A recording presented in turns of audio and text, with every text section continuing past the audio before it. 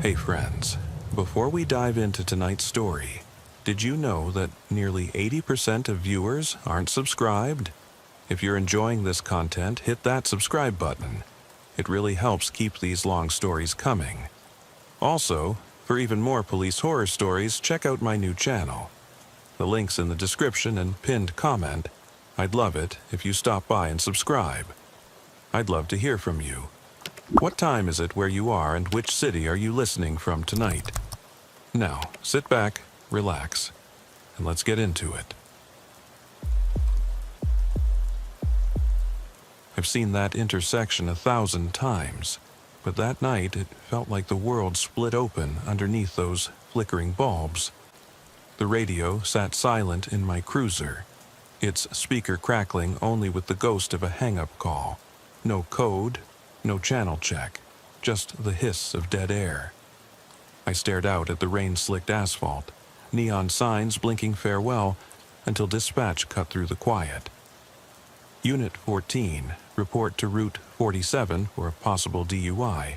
Pickup truck abandoned on the shoulder. Unknown occupant. In that instant, routine died on the gravel. I punched the blues and reds, tires spitting rocks as I eased onto the wet shoulder.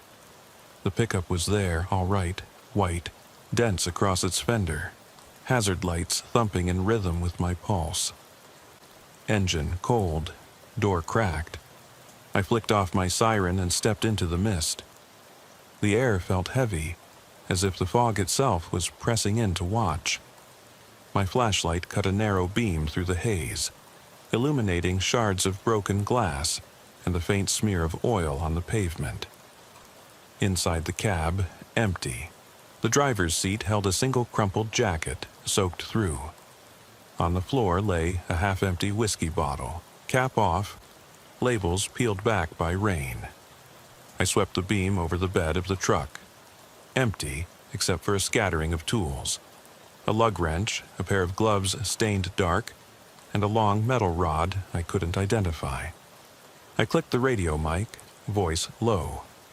Unit 14 to dispatch, no sign of driver.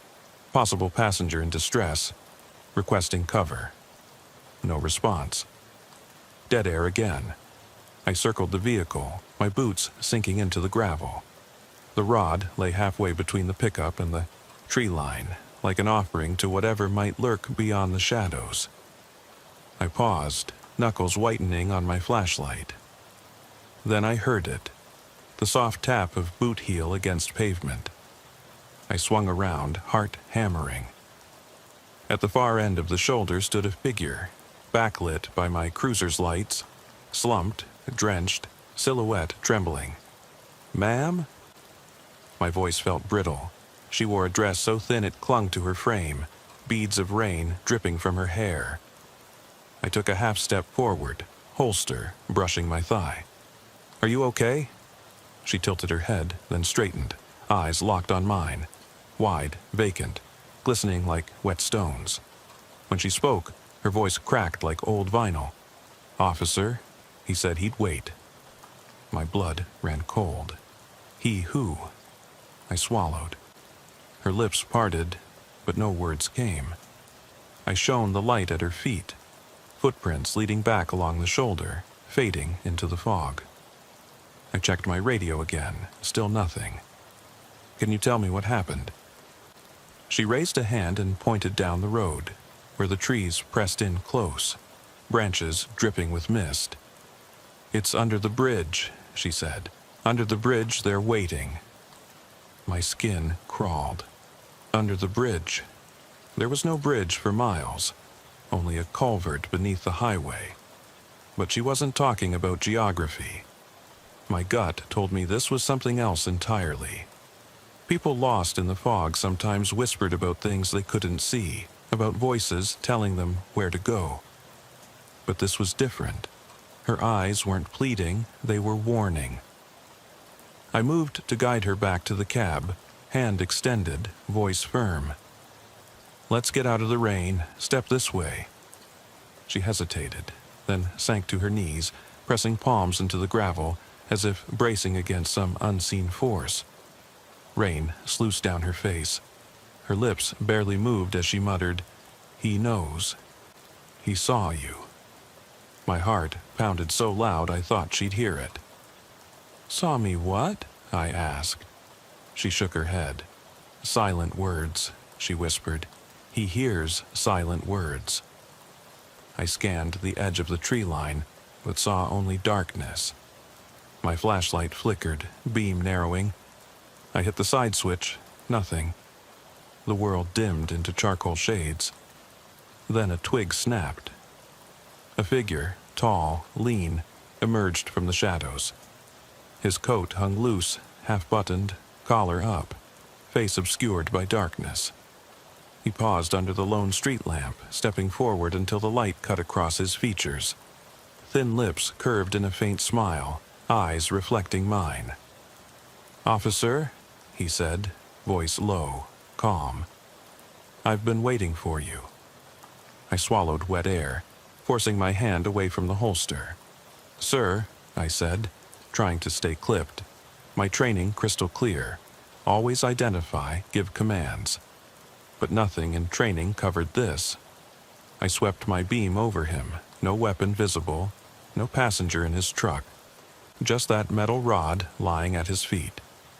He bent slowly, picked it up. Dangling loose in his hand, it looked innocuous, until I saw the jagged edge glint. "Do you mind if I inspect your engine?" he asked, nodding toward the pickup. "I thought you might help." My chest tightened. Everything about him felt rehearsed, like he'd played this scene before. "Sir, step away," I ordered. He laughed, soft and hollow. "Step away?" he repeated. "But I'm just getting started." Dispatch crackled. "Unit 14, are you there?" Static roared. I exhaled, keyed the mic. "On scene. I need..." Crackle swallowed my words. When I lowered the handset, he had taken another step, closer. Rain dripped from his hair. He held the rod out, examining it. "This little thing," he said, tapping it against the palm of his hand. "It can kill. Do you carry?" He tilted his head, curious. "Put it down," I said, voice trembling. "Come on, put it down now." Instead, he rubbed the metal rod's surface as if recalling old memories. "You ever use one of these, officer?" His eyes bored into mine, a twitch in his cheek. He was enjoying this. My shoulder ached, muscles coiled. My free hand hovered over my radio. Backup should be close, but I couldn't hear anything over the pounding in my ears. Then she surfaced again, the woman crawling toward him, gaze locked on the rod. "He said you'd do it for me," she sobbed. He turned, eyes meeting hers, then back to me.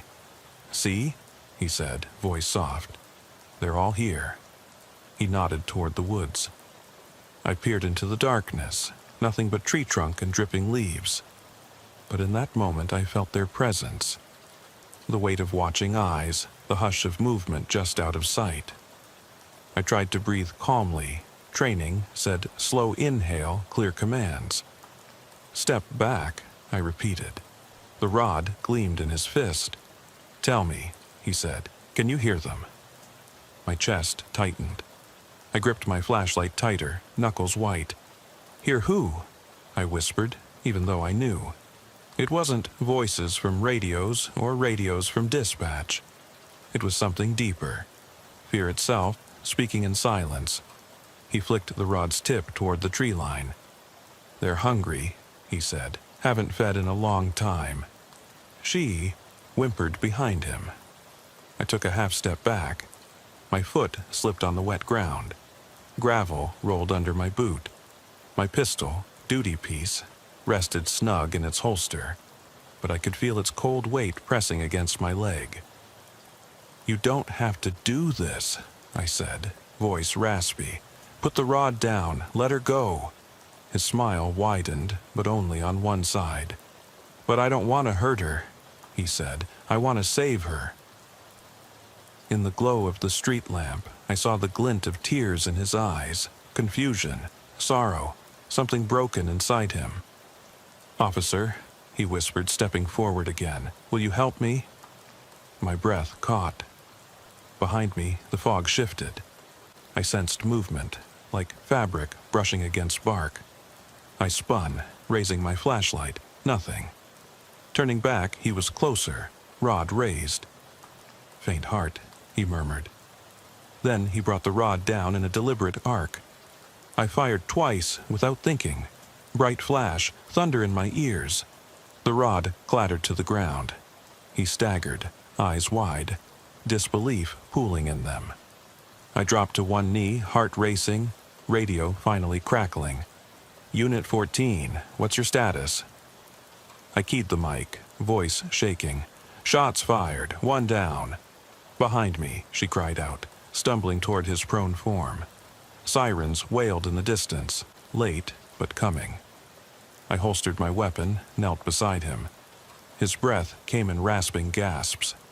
He stared at me, blood dark on his coat. "Silent words," he rasped. Then he blinked, and his eyes went still. My chest tightened so hard it burned. I heard her scream behind me, thin and high, the soundtrack of dread. I closed my eyes for a moment, heard the rod skitter across the pavement. When I opened them, she was gone. No footprints, no fallen gloves, no whiskey bottle. Just the empty road, the dying man, and me left holding the weight of everything unsaid. I didn't look back when backup arrived. I never looked back.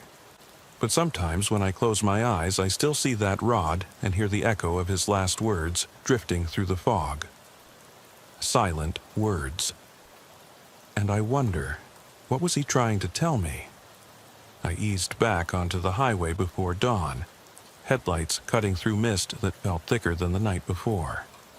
My chest still burned from the adrenaline, every muscle taut from that shot. The cruiser's engine idled with a low rumble, and I steered toward dispatch's next call, another possible DUI, this time a weaving sedan spotted near the old county line. My hands trembled slightly as I keyed the mic. Unit 14 responding. ETA 2 minutes. No answer. The radio was still dead, as if last night's static had claimed it for good. I raked a hand through my hair, wet from sweat and rain, and forced my breathing slow. Training said control your breath. So I counted out a steady inhale and exhale, matching the rhythm of the engine. Lights faded behind me as I accelerated toward the scene. The road stretched out, 2 lanes of asphalt glistening with dew, lined by trees whose branches dripped liquid pearls. Every fiber of me ached to turn around, to head back to the station and pretend none of this had happened. But I didn't. I couldn't. Then I spotted it. A silver sedan drifting across the yellow stripe, headlights blurring like cigarette embers in the fog. I flicked on the cruiser's lights and pulled up behind him, tires rolling over the damp center line. He eased onto the shoulder, wheels crunching gravel. I killed the siren and stepped out, flashlight in one hand, radio mic clipped to my vest. The air was so silent I could hear my boots settle on the ground. "Morning, sir," I called, voice low. The driver's window rolled down with a whine. A man's face swam into view. Late 50s, sharp cheekbones, eyes rimmed red. He wore a stained polo shirt and held the wheel with one hand, the other hovering over a crumpled paper bag on the passenger seat. His gaze flicked to me, unfocused, like someone watching their own reflection in a cracked mirror. "Morning, officer," he slurred. "Sorry, I had a flat tire." He tapped the steering wheel with trembling fingers. Through my spare, though, can't find it. I scanned the bed of the car, no tools, no jack. Just a mess of fast food wrappers, a half-empty water bottle rolling beneath the pedals. "License and registration, please," I said. He fumbled, hand shaking as he reached for his wallet. I saw his driver's license picture. A clean-shaven man, neat hair, unrecognizable compared to this. I waved my flashlight into the back seat. Nothing, except a single suitcase, old leather, slashed at the seams. Inside, I glimpsed rolled-up clothes, a rusted chain, and a faded photograph tucked between pages of a tattered notebook. The face in the photo was indistinct, but the man's hand hovered protectively over it, as if afraid it might slip away. "Sir, step out of the vehicle," I said, voice firmer. He froze, eyes wide. "Why?" he asked, panic threading his words. "I just need to check the bag." "Step out, please." He hesitated, then complied, the driver's door creaking as he swung out. I closed the door behind him and approached the sedan. The night air felt colder now, the fog pressing in again. "Are you under the influence?" I asked. He blinked, head tilting. "Not drinking," he said, "just anxious." He held out his hands. I saw small cuts, dried blood at the knuckles. "I swear, officer, I'm fine." But his eyes darted to the forest edge, as if expecting someone to emerge. I opened the suitcase. Cloth, a small flask, the notebook. The pages were full of entries, scribbled dates, times, phrases like, "He watches," "Under the road," "Don't let him through." My heart pounded. "Explain this," I said, flipping the notebook open. The man's lip trembled. "They said it'd be here," he whispered. "He said he'd take her." "Who?" I demanded. He shook his head. "They're under the road," he said, "beneath the asphalt, waiting." My breath caught. I glanced at the fog-shrouded highway. Nothing. Just trees leaning into darkness. Dispatch finally crackled. "Unit 14, backup ETA 3 minutes. Relief rolled through me, but it was hollow. The man knelt on the gravel, pressing his hand to his ear. "He's whispering," he said. "I can't ignore him." I crouched beside him, training, screaming for calm. "We need to get you off the road," I said. "You're a hazard." He shook his head violently. "No, you're the hazard. You'll let him in." His voice cracked. I glanced at the open door, 6 inches of clearance between the road and his car. "Sir, I'm going to have to arrest you if you don't comply." He stared, bleary and defeated, and then laughed.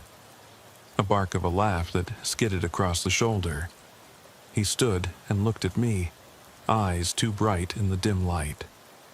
"Try it," he said. "Arrest me. See what he does." I swallowed, reached for the handcuffs clipped low on my belt. As I clicked them free, he lunged forward. I stumbled back, flashlight clattering to the ground. The beam rolled, tracing his face, twisted, desperate. He snapped the front of the suitcase into my shins, steel corner biting into boot. I grunted, stumbling, hand going instinctively to my taser. He seized the chain on top of his clothes and swung it like a pendulum. Sparks of panic shot through me. I fired the taser. 2 probes pinged into his chest. He howled and collapsed, convulsing on the gravel. I knelt and yanked the chain from his hand, cuffing him behind his back. His cries echoed under the highway's hollow rumble. The notebook slipped from his lap, pages fluttering open to a final line. "You're next." My blood ran cold. I looked up to see no one else, just the fog drifting, the highway silent. Backup lights glittered through the mist. I stood, breathing hard, staring at the open notebook. As I slid past the cruiser to secure him in the back seat, I felt it again. A subtle shift in the air, as though something had passed between us. I closed the door and locked it, turning back for a final glance at the highway. There, in the beam of my flashlight, I saw tire tracks leading off the shoulder into the trees. Fresh tracks. No vehicle to match, just the imprint of rubber on dirt disappearing into the woods. I keyed the mic. "Unit 14 to dispatch. Possible second vehicle abandoned." Repeat, "Possible second vehicle." Static filled the speaker. I scanned the tree line. Nothing but darkness and those tire tracks. 100 questions pressed my skull. Behind me, the arrestee's ragged breathing slowed into silence. I holstered my weapon, knuckles still white, and stepped toward the cruiser. The woods were still, but I felt watched. I knew I should call off the search until backup arrived, but I couldn't. Something in that man's eyes, in the scrawl of his notebook, whispered to me. So I pocketed the notebook, slid my flashlight onto my belt, and stepped into the fog. Every crack of twig underfoot felt like a shout in the night. My breath fogged in front of me, heartbeat thudding in my ears louder than any radio static. I drew closer to the tracks, skin crawling with each step. Then, just before the trees swallowed the beam of my torch, I saw it. A single, small shoe, child-sized, half buried in the dirt, its laces frayed. I froze. My stomach flipped. That shoe hadn't belonged to the man in the sedan. And there was no logical reason it should be here, beneath the highway's guardrail, alone in the dark. I knelt, heart hammering, and reached out. The shoe's fabric was damp, sticky with mud. Inside, I found a scrap of paper, folded small. Unfolding it, I read the single word scrawled in careful print. Come. I glanced back toward the cruiser. My prisoner banged against the door, dull thuds muffled by metal. Dispatch screamed static again, backup still not responding. The fog thickened, tendrils creeping toward me. My blood froze. There was no way I was letting that shoe go unexplored. And that's when I heard the softest whisper, so low it might have been the wind. Officer, come. My gut turned. My hand hovered over my holster. I knew that I shouldn't move forward, that any second I'd regret this. But I also knew I wouldn't be able to stop myself. The whisper wasn't from any radio, and it sure as hell wasn't from my suspect. I stood, dusted dirt from my knees, and stepped off the road into the tree line, flashlight bobbing. Every breath felt like ice in my lungs. Somewhere ahead, the tracks vanished, swallowed by darkness. And somewhere out there, someone or something was waiting. I punched deeper into the woods, branches slapping my arms, mud sliding under my boots. My flashlight beam danced across twisted trunks, illuminating patches of fog that clung stubbornly to the undergrowth. The prisoners shouting behind me, pounding on the cruiser door, grew faint as the trees swallowed the path. My heartbeat hammered in my ears, matching the rhythm of each step, and I forced myself to slow down, to listen. Tires stopped here, I whispered to the darkness. The tracks vanished at the edge of a shallow ravine, its banks lined with moss and gnarled roots. I leaned over, shining my light down into the gloom. The ground sloped sharply, like someone had gouged a trench beneath the highway. At the bottom, I could just make out scraps of fabric caught on exposed roots, a torn sleeve, what looked like a child's handkerchief. "Sir," I muttered. "Who were you meeting?" No answer, just the distant echo of sirens that still hadn't arrived. I stuffed the notebook into my chest pocket, pages damp against my chest, and checked my radio again, static, blank. Like the forest was actively jamming me, shielding whatever lay beyond. I slipped down the ravine bank on slick earth, sliding a foot at a time until I landed in damp leaf litter. My boots sank into the soft soil, and I knelt beside the fabric. It was faded blue, embroidered with small flowers. I reached out, fingertips brushing the threads, and found the handkerchief looped with a yellowed shoelace, an odd makeshift lanyard. A whisper of movement above made me start. I snapped my light upward. A shape flitted between two birch trunks, half hidden in shadow. I swung the beam, revealing nothing but the gleam of wet bark. "Show yourself," I called, voice louder than I intended. My breath billowed. The shape reappeared, just for a second. A thin arm, pale and silent, then gone again. I rose, flashlight trembling in my grip. The air closed in, each breath tasting of damp leaves and cold earth. I thought of the uniformed face of that young dispatcher, someone who'd never know what I was walking into if I didn't come back. Guilt squeezed my chest, but there was no turning back. The prisoner was locked in the back of the cruiser with the station's only working radio. If backup was dead, it was because something wanted to keep us separated. I followed where the tracks might have continued, brushing aside ferns until I found a narrow game trail leading deeper into the woods. It climbed toward the highway embankment above, but I didn't look back. Every instinct screamed that someone, or something, was watching. Branches twined overhead, blotting out the stars, and the only sound was the soft drip of water off leaves. The game trail ended at a blind curve in the embankment, where roots formed a crude staircase rising to the road's edge. I climbed a few steps, chest tight, and paused where the underbrush gave way to a steep drop-off. Far below, the culvert under the highway yawned like a mouth. I trained my light across the corrugated steel walls.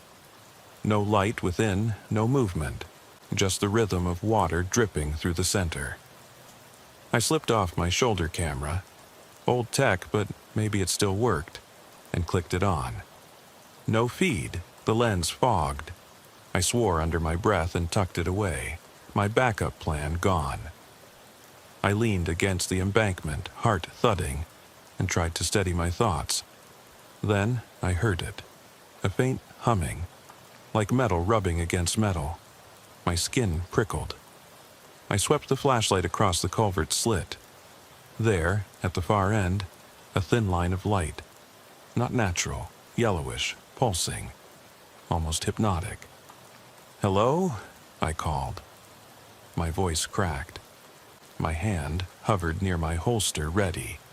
But if it was a trap, pulling my sidearm might trigger something worse. My mind flashed back to the rod in the first crash scene, the chain in the second. Something about these routine calls felt orchestrated, carefully planned. A predator playing with its prey until each officer broke protocol, broke radio contact, broke something fundamental. The humming grew louder, metallic, resonant, echoing in the culvert's steel throat. I crouched at the top, flashlight angled down, and called again. No answer, just the hum, like a tuning fork vibrating with intention. I set my jaw. "I'm coming in," I said, voice low, more to steady myself than to warn whatever lay below. I climbed down the embankment, roots scraping my uniform, until I stood at the culvert's mouth. Water, pooled underfoot, ankle deep. Cold, my boots squelched. I took a step inside. The walls closed in, the beam reflecting off ridges in the metal. Water trickled along the center grate. The hum was louder now, vibrating through my chest. I gripped my flashlight with both hands and edged forward. The light caught something shiny on the floor. A badge, old, tarnished, a name I recognized. 10 years ago, Officer James Holloway. A man who had vanished without a trace after a midnight stop returned empty-handed. Holloway's partner had refused to talk about what happened. The station had closed the case. My breath caught in my throat. I dropped to my knees and grabbed the badge.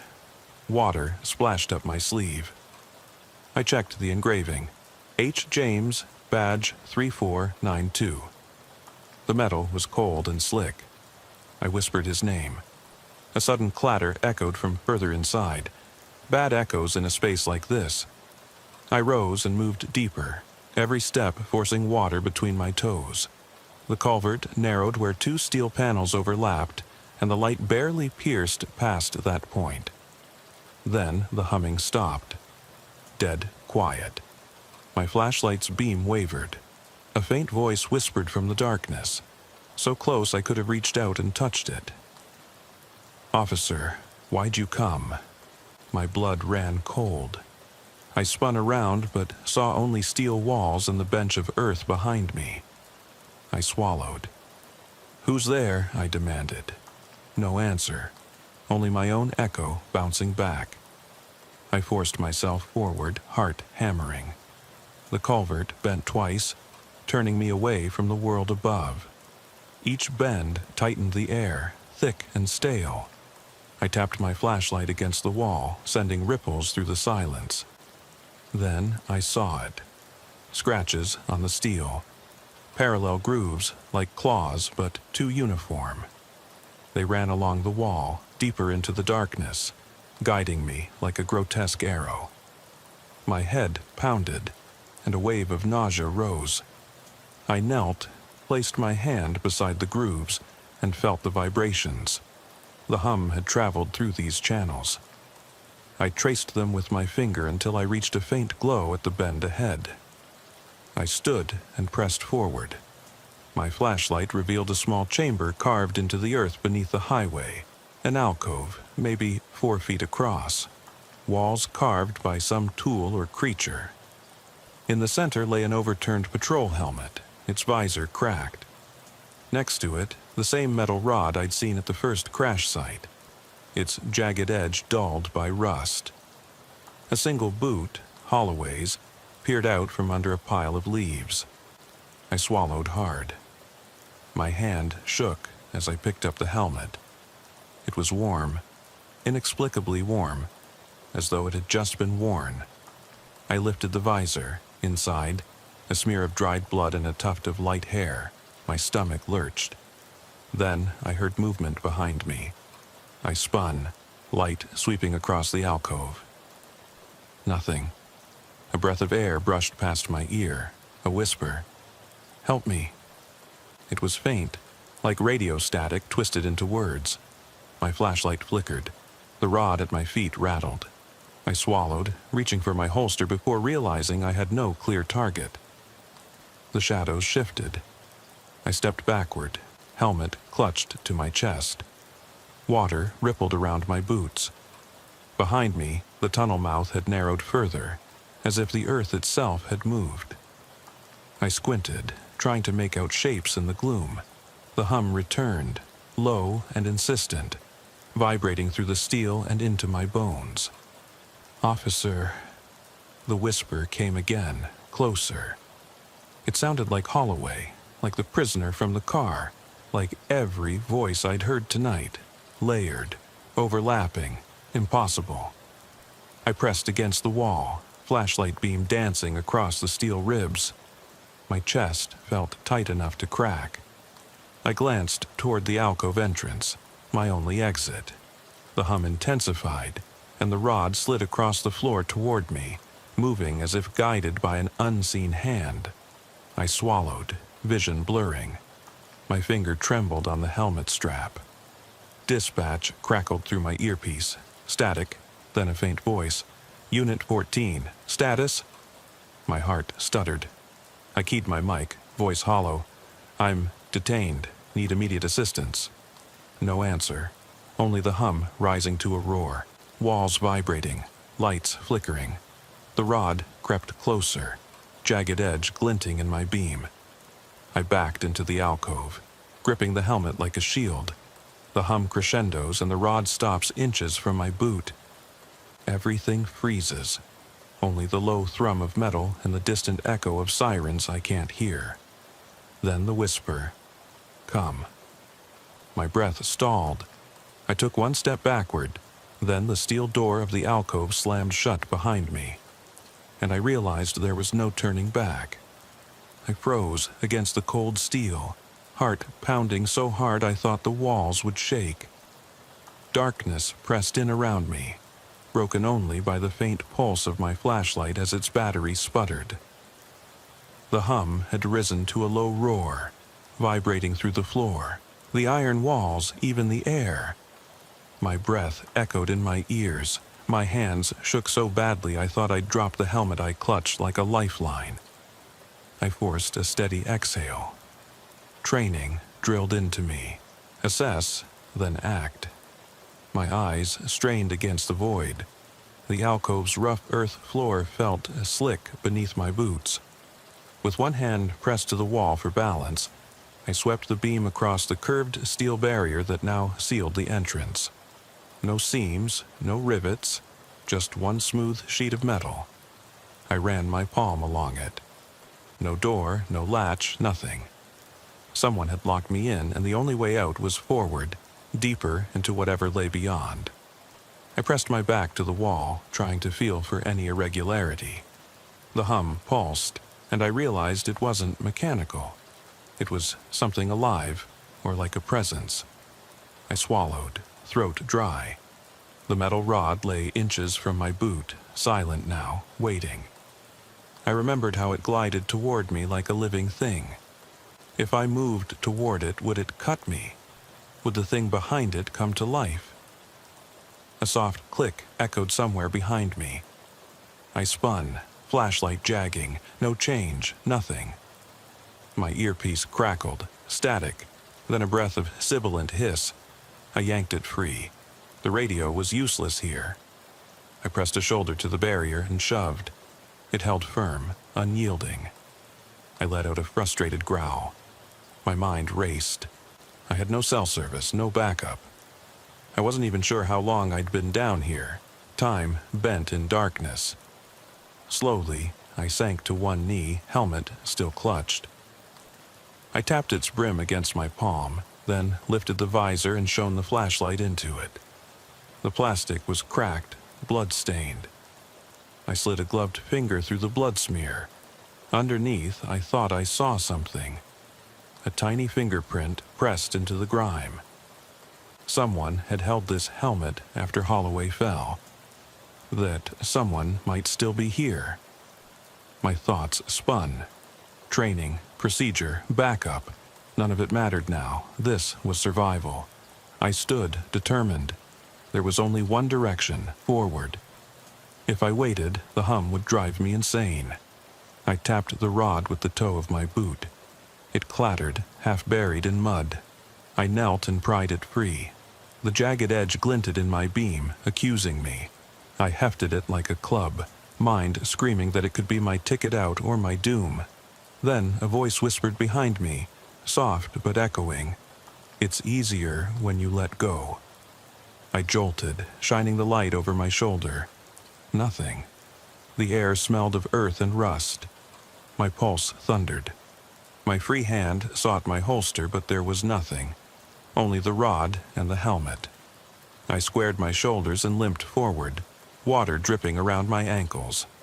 The tunnel ahead sloped downward, the hum fading to a distant lull before surging again.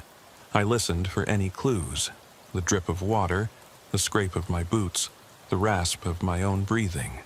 And then, faint beyond the curve, a voice, male, ragged, officer. I froze. That voice, I knew it, barely. A radio dispatcher who'd vanished years ago. Couldn't be. I drew a breath and called, "Who's there?" My voice cracked. No answer, but the voice came again, closer. "You can't save her." The words twisted around me. It wasn't a whisper now, but a mocking taunt. My knuckles whitened on the rod. I advanced toward the bend. Each step felt heavier. The air thickened, pressing against my chest. I rounded the curve, flashlight scanning. A low concrete ledge ran along the right side, damp moss clinging to it. On the ledge lay a row of badges, 8 in total, tarnished and bloodied. I recognized half of them, Holloway's and badge numbers from precincts across 3 counties. I felt bile rise. How many officers had walked this path? Gone missing? Died? My light settled on the last badge, farthest from me. Mine. Badge 4721, worn smooth by decades of service. I inhaled sharply, my name engraved on one side, the department seal on the other. I inched closer until my beam landed on it. It lay atop a puddle mixed with oily water. I bent, but paused, What if it was a trap? My hand hovered over the rod's grip. Finally, I swallowed and reached for it. My fingers brushed the cold metal. I pulled it free. My breath caught as the hum dipped, then rose again. Clutched in my other hand, the badge felt impossibly heavy. I stared at the engraving. J. Mallory. That was me, years ago, before the academy. But I never lost my badge. It was in my wallet, always. How did it end up here? My head spun. A distant scrape sounded behind me. I whirled, beam sweeping across walls. A dark shape flitted away, disappearing around another bend. My heart lurched. I edged forward until the corridor forked. To the left, the wall bore deep gouges, crusted with old blood. To the right, the tunnel mouth widened, light reflecting off water-drenched steel. The hum came from both directions, now a dissonant duet. I glanced at the rod in my grip and the helmet in my other hand. They felt like weights anchoring me to this place. I bowed my head, whispering into the emptiness. "What do you want from me?" No answer, only the hum. I stepped toward the wider opening on the right. Water lapped around my calves as I moved into a chamber with a low ceiling, the walls sprayed with something dark and slick. My flashlight's beam revealed carved words in the steel. They never listen. Underneath, scratched in frantic strokes, we tried to tell them. My stomach clenched. Whoever "we" was, they had tried to warn officers before me. I pressed a finger to the phrase. The metal felt strangely warm, as if still alive. A sudden gust of cold air rushed past my ear. My blood froze. Something moved in the darkness ahead, just a shift in shadow, but enough. I raised the rod defensively. "Show yourself," I growled. Silence. Then a whisper so close I felt it on my neck. "You brought her back." I didn't know who "her" was, but I knew I hadn't. My breath caught. The beam danced across the walls, revealing nothing but the carved message and wet footprints leading deeper. I swallowed down fear and trudged forward.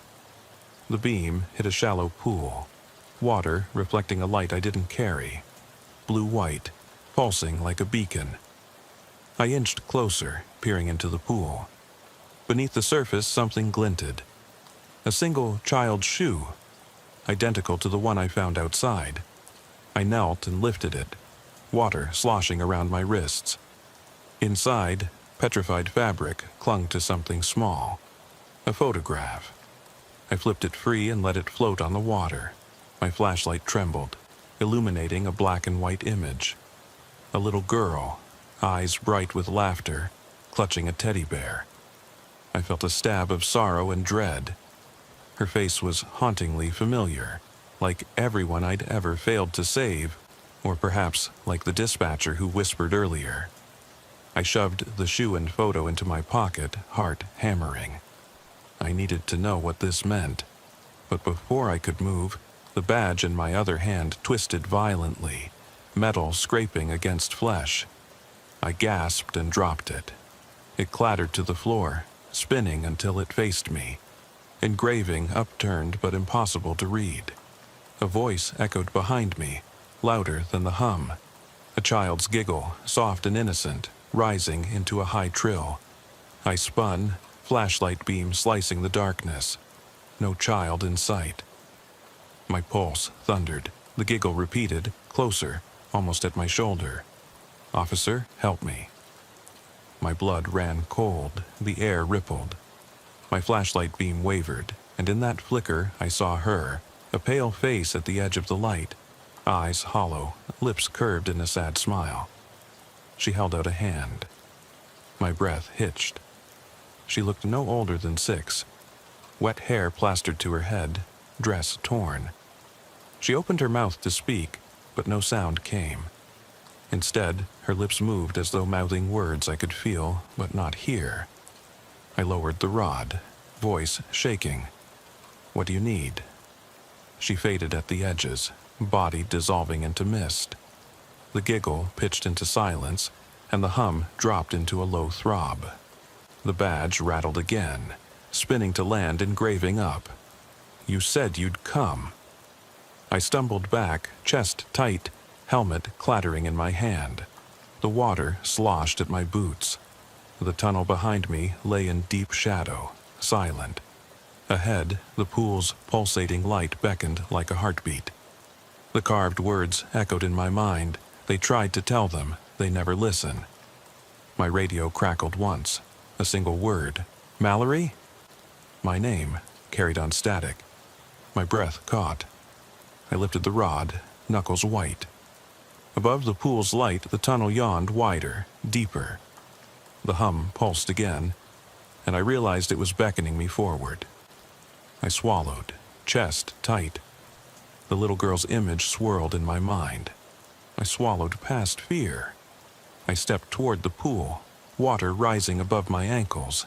Every instinct screamed to run, but I couldn't turn away. And as my boot touched the water's center, I felt it. A tug, gentle but unrelenting, pulling me deeper in.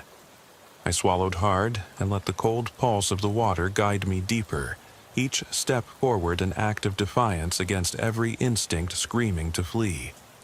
The beam of my flashlight bobbed ahead, cutting through the oily blackness as the tunnel sloped downward, water rising to mid-calf.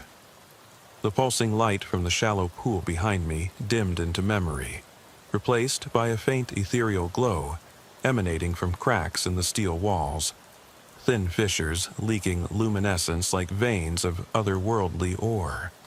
My rod, heavy in my hand, felt like the only tether to reality, but even it vibrated with an energy that hummed through my bones. Around me, the air tightened, as if the tunnel itself pressed in. Each breath tasted of rust and decay, a metallic tang that stung my lungs.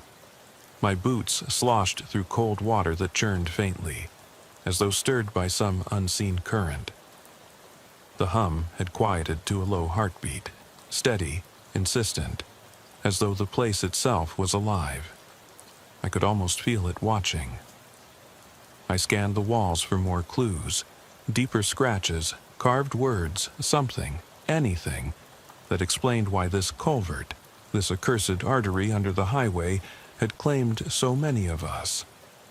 But the walls were bare metal now, slick and unbroken except for the glowing cracks.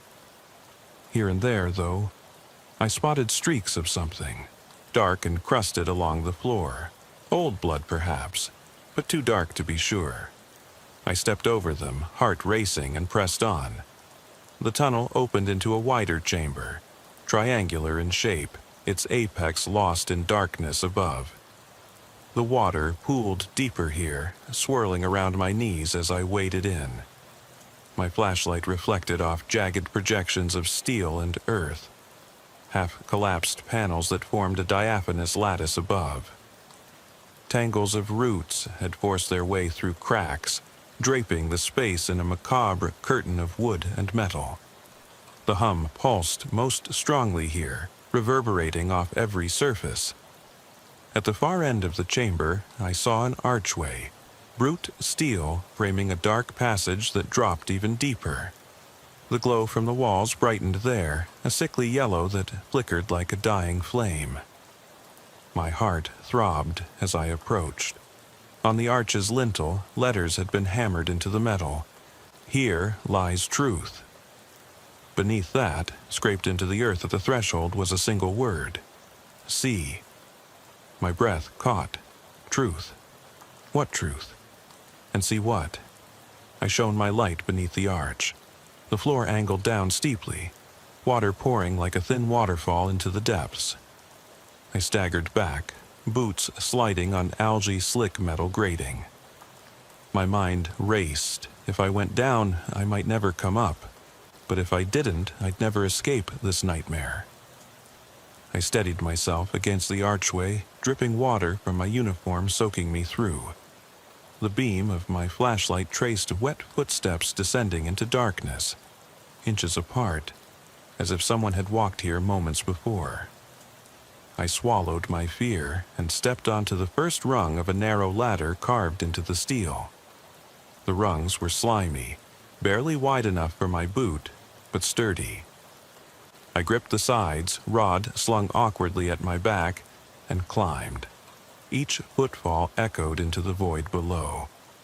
The hum grew louder, bass heavy, vibrating along the ladder. It pressed against my spine, pushing me forward. I glanced down. The depths beyond swallowed my light, an abyss that might lead nowhere, or straight to the heart of whatever had taken Holloway, the dispatcher, the prisoner, and perhaps countless others. My hand tightened on the rod. I felt its jagged edge press into my palm, grounding me. At the bottom, I stepped onto a narrow catwalk. Rusted, steel plates bolted to the walls, stretching into an endless circle around a yawning pit. The pit opened at the center, black as a void, water spiraling into it with a muted roar. Above, the lattice of collapsed panels formed a jagged halo, and through a single gap I could glimpse the underside of the highway. Cracked concrete, the occasional glint of rebar, the distant rumble of a truck passing above. It felt impossibly high, like I could fall through and never impact, just keep spiraling into nothing. But what drew me wasn't fear of height. It was the sight of something on the opposite side of the walkway. Dim at first, then unmistakable. A row of bodies, each seated on a rusted bench bolted to the wall. 5 in total, huddled shoulder to shoulder, as though waiting for something. Uniformed forms dark with wet grime, badges visible on their chests, faces turned away. I swallowed and pivoted the beam. Holloway was there, slumped in the middle, head tilted, jaw slack. Black hair plastered to his collar. Next to him, the cellmate from the sedan, chains still wrapped around his wrists, never removed. On the ends, 2 figures I recognized from case files. An undercover detective who'd vanished in a highway ambush last year, and a rookie whose squad car had rolled near here and never been found. My heart thundered. What were they doing here? Alive? Dead? The beam found their eyes, if they had any, just hollows reflecting light like empty sockets. I inched closer, each step sending the catwalk vibrating. My boots left prints in the wet. I crouched before Holloway, flashlight illuminating the side of his face. His skin was pale, too tight over bone, lips bluish. I reached out with the rod, fingertips trembling, and tapped his shoulder. He slumped forward with a wet groan, then jerked upright, head swiveling until he faced me. Holloway's eyes were sunken, pupils dilated, yet filled with a desperate intelligence. He stared at me, mouth opening to form words that I couldn't hear. His lips moved slowly. "They need your..." But the words faded into a gurgle as he collapsed back onto the bench. I caught him, my hand slipping along his sodden uniform. He was lighter than I expected, almost hollow. I stood and scowled down the bench. The detective and rookie's bodies, like mannequins left in storage, had badges and name tags intact. I swept past them until I reached the last chair, a woman's form, uniform dark, a slender build. She turned her head so that I could see her face. It was the dispatcher who'd called in the first broken-down pickup, her eyes wide, tears streaking dried mascara, glance fixed on me with pleading terror. "Officer," she rasped. The word cut through the hum like a blade. She rose, tottering, and reached for me with skeletal fingers. I swallowed. Her uniform was soaked, webbed with mud. On her chest, badge 5583 gleamed in the beam. She whispered, voice so low I had to lean in, "They're under the highway, inside the walls, hungry." Her words rattled through my mind, hungry for silent words.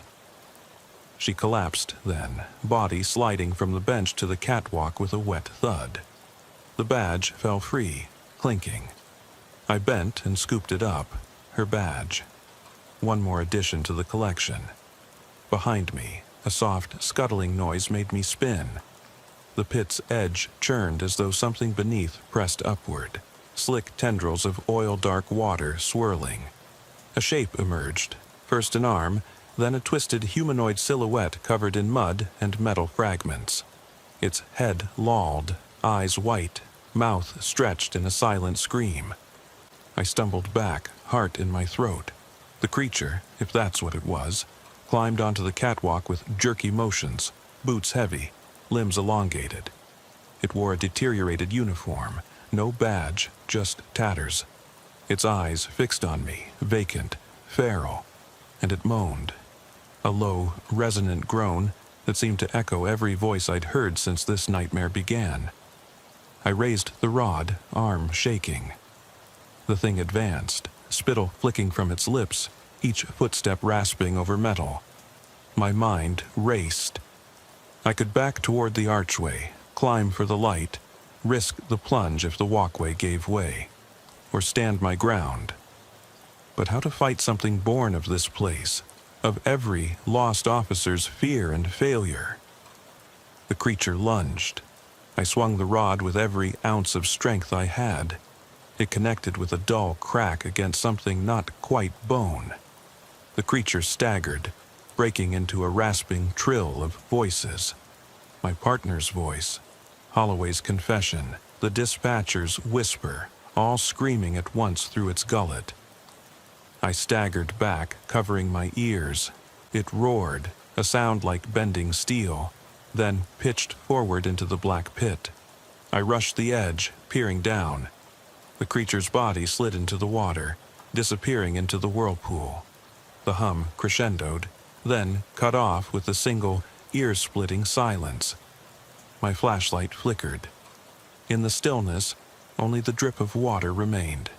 The bench lineup stood empty now. I clutched the rod, heart pounding so hard I felt dizzy. The badges weighed in my pocket, 6 now. My own badge burned against my thigh. I needed to leave, climb out, get back to the world above. I turned toward the ladder, but as I pivoted, I froze. The steel above the doorway into the chamber had shifted. In its place was a hollow frame leading to an impossibly long corridor of glowing fissures. Like the veins of the walls had grown, expanding to form a new passage. And at the entrance, standing in silhouette against the luminescent crack, was a small girl. Hair plastered, dress torn, that same sad smile on her lips. She waved. Her hand was stained with mud and rust. She held out something glinting, a badge, my badge, stamped with my name and number. Her voice echoed, clear in my head but silent in my ears. "Tell them." I forced breath into my lungs. My hand twitched toward her outstretched arm. Every fiber screamed that reaching for it would doom me. Yet I couldn't look away. The whistle of wind, or was it a sigh, swelled behind me. The corridor beckoned. I swallowed against the lump in my throat. The badges in my pocket felt like weights pulling me down. The rod slipped in my grip. The girl's smile widened, and the fissures in the walls pulsed in time with the last beat of my heart. I took a step forward, and everything went black. Water seeped into my ears as I regained consciousness. The world felt heavy, as though gravity had doubled in my chest. I pushed myself up on elbows, coughing out a taste of rust and mud. My flashlight lay some yards away, beam dim. Bad idea to be without light in this place. I inched forward, hands sliding over steel ribs slick with moisture. The small girl's parting words echoed, "Tell them." I shuddered, pressing a palm to my forehead. Above me, a pinprick of daylight glimmered. Maybe the archway I'd entered through. My jaw ached, my uniform clung cold and damp. I dragged myself to my knees, spotting the rod, bent now and streaked with filth. I seized it, dragging my boots through the muck toward the light. Each inch felt like crossing a desert. The edges of the tunnel seemed to contract, walls pulsating in that same hum, now more subdued, almost resigned. A distant rumble reached me, faint but familiar. A truck on the highway. My pulse quickened. I cursed under my breath. No radio, no cell, no guarantee the cab of that truck held someone who could help. But I had to reach the top. I pressed onward, climbing the ladder, joints screaming, until my shoulders broke through the hatch and spilled me onto the embankment. Rain lashed my face, cold and cutting. I gasped for air, half laughing in relief. Behind me, the hatch sealed itself with a metallic click, as if the culvert had devoured a prisoner. I lurched back, coughing, heart pounding. The culvert mouth was empty, still flooded, but silent now. The wind carried the hush of water retreating beneath the road, and for a moment I felt the wrenching isolation that had gripped me underground. I staggered to my cruiser. Headlights off, passenger door ajar. I half expected the prisoner to be cowering in the back, battered and desperate. Instead, the seat was empty, cuffs dangling from the headrest. My own badges lay on the floorboard, 6 in all, arranged in a neat line. Holloway's, the dispatchers, the detectives, the rookies, the cellmates, and mine, tarnished and damp. I swallowed hard, sliding the rod under my arm and scooping up the badges, tucking them into my coat pocket like a grim tally. The cruiser radio burst to life. "Unit 14, are you okay?" The voice was frantic. "Backup, finally, or dispatch maybe." I keyed the mic, voice raw. "Affirmative, situation contained." Lied right through my teeth. I pulled onto the highway shoulder, tires crunching gravel, and killed the engine. My reflection in the rearview mirror stared back, hollow-eyed and soaked. I ran a hand through my hair, dripping sludge onto the seat. "What did you see down there?" The voice crackled. I paused, fingers hovering over the mic. "Everything and nothing," I said. Tell them what?" The radio went silent again, but I knew they were listening. I turned the key, rain pattering on the roof like muted applause, and drove toward the station. Headlights cut twin beams through the mist, but I no longer felt like an officer returning to safety. I felt more like a messenger, carrying secrets no one would believe. As dawn broke over the highway, I thought of the girl, her pale face pressed against the steel fissures, and her demand, "Tell them." I clenched the rod in my lap, the badges heavy in my pocket, and wondered who truly awaited my report, and who would answer if I told. I step out into the rain, boots slipping on wet gravel as the cruiser's headlights slice through the mist. The highway is empty except for the red glow of the sedan's taillights receding into the darkness. My breath puffs in short bursts, mingling with the hiss of water dripping off the brim of my cap. I lithely clamp my flashlight in one hand, holstering my weapon in the other. The routine stop already feeling off-kilter before I even call it in. "Dispatch, Unit 47 to base. Routine traffic stop, location 9 miles north of County Line Bridge. Awaiting license and registration," I say, voice low and calm, hoping the storm won't crack it into shards of static. The sedan's engine has died, but its interior light pulses like a trapped heartbeat. I step closer, rain ricocheting off my uniform, red and blue reflections dancing on the slick pavement. The driver's side window rolls down with a whining reluctance, revealing a woman whose face is drenched in tears and rain, indistinguishable from one another. She holds out her documents without looking up, lips pressed together as though she's tasting something sour. I lean in, flashlight beam jittering across the dashboard. The woman's hands are stained dark at the fingertips. A drop lands on the vinyl, smearing into a shape I can't identify. She opens her mouth to speak, but a crack of thunder swallows her words. I step back, uneasy. "Ma'am?" I say. "Everything all right?" She blinks, and I catch the sheen of fear in her eyes. "He's in the back," she whispers, voice cracking like glass. My pulse spikes. "Who's—" But she shakes her head, mouth pressing into a thin line.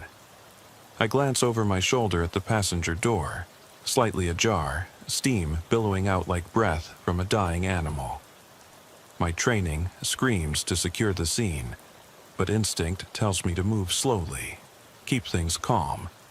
I touch my radio again, half expecting the crackle of backup. Nothing but static. I nod. "I'll check the back seat," I say quietly. She steps out, boots splashing in shallow puddles, eyes never leaving mine. She folds her arms, clutching herself as though to hold together what's already fallen apart. I open the rear door. The smell hits me first, sweet, metallic. I train the flashlight across the seat, dark stain spreading like a bruise. No one's there. I run my gloved fingers through the wet upholstery. It coats my glove in slick warmth. No footprints in the raindrops on the doorsill. No smears on the shoulder strap. It's as if someone vanished into thin air, leaving only a stain and a memory. "Sir?" I glance at the driver, reaching for her arm, but she steps back, shaking. Her eyes brim with tears, but there's something else there. Resolve. I couldn't call it in," she stammers. "When I heard it, I couldn't." I swallow, the ache in my chest unfamiliar. "When did you hear it?" The woman's jaw clenches. "A knock," she says. "On my front door. I went out to see who it was. Then he was gone." My grip tightens on the flashlight. "Did you see him?" She shakes her head again, so violently her shoulders shudder. Number I only heard the knock, then footsteps. I ran to the car. I was safe until I looked back. She glances over her shoulder at the side road disappearing into darkness.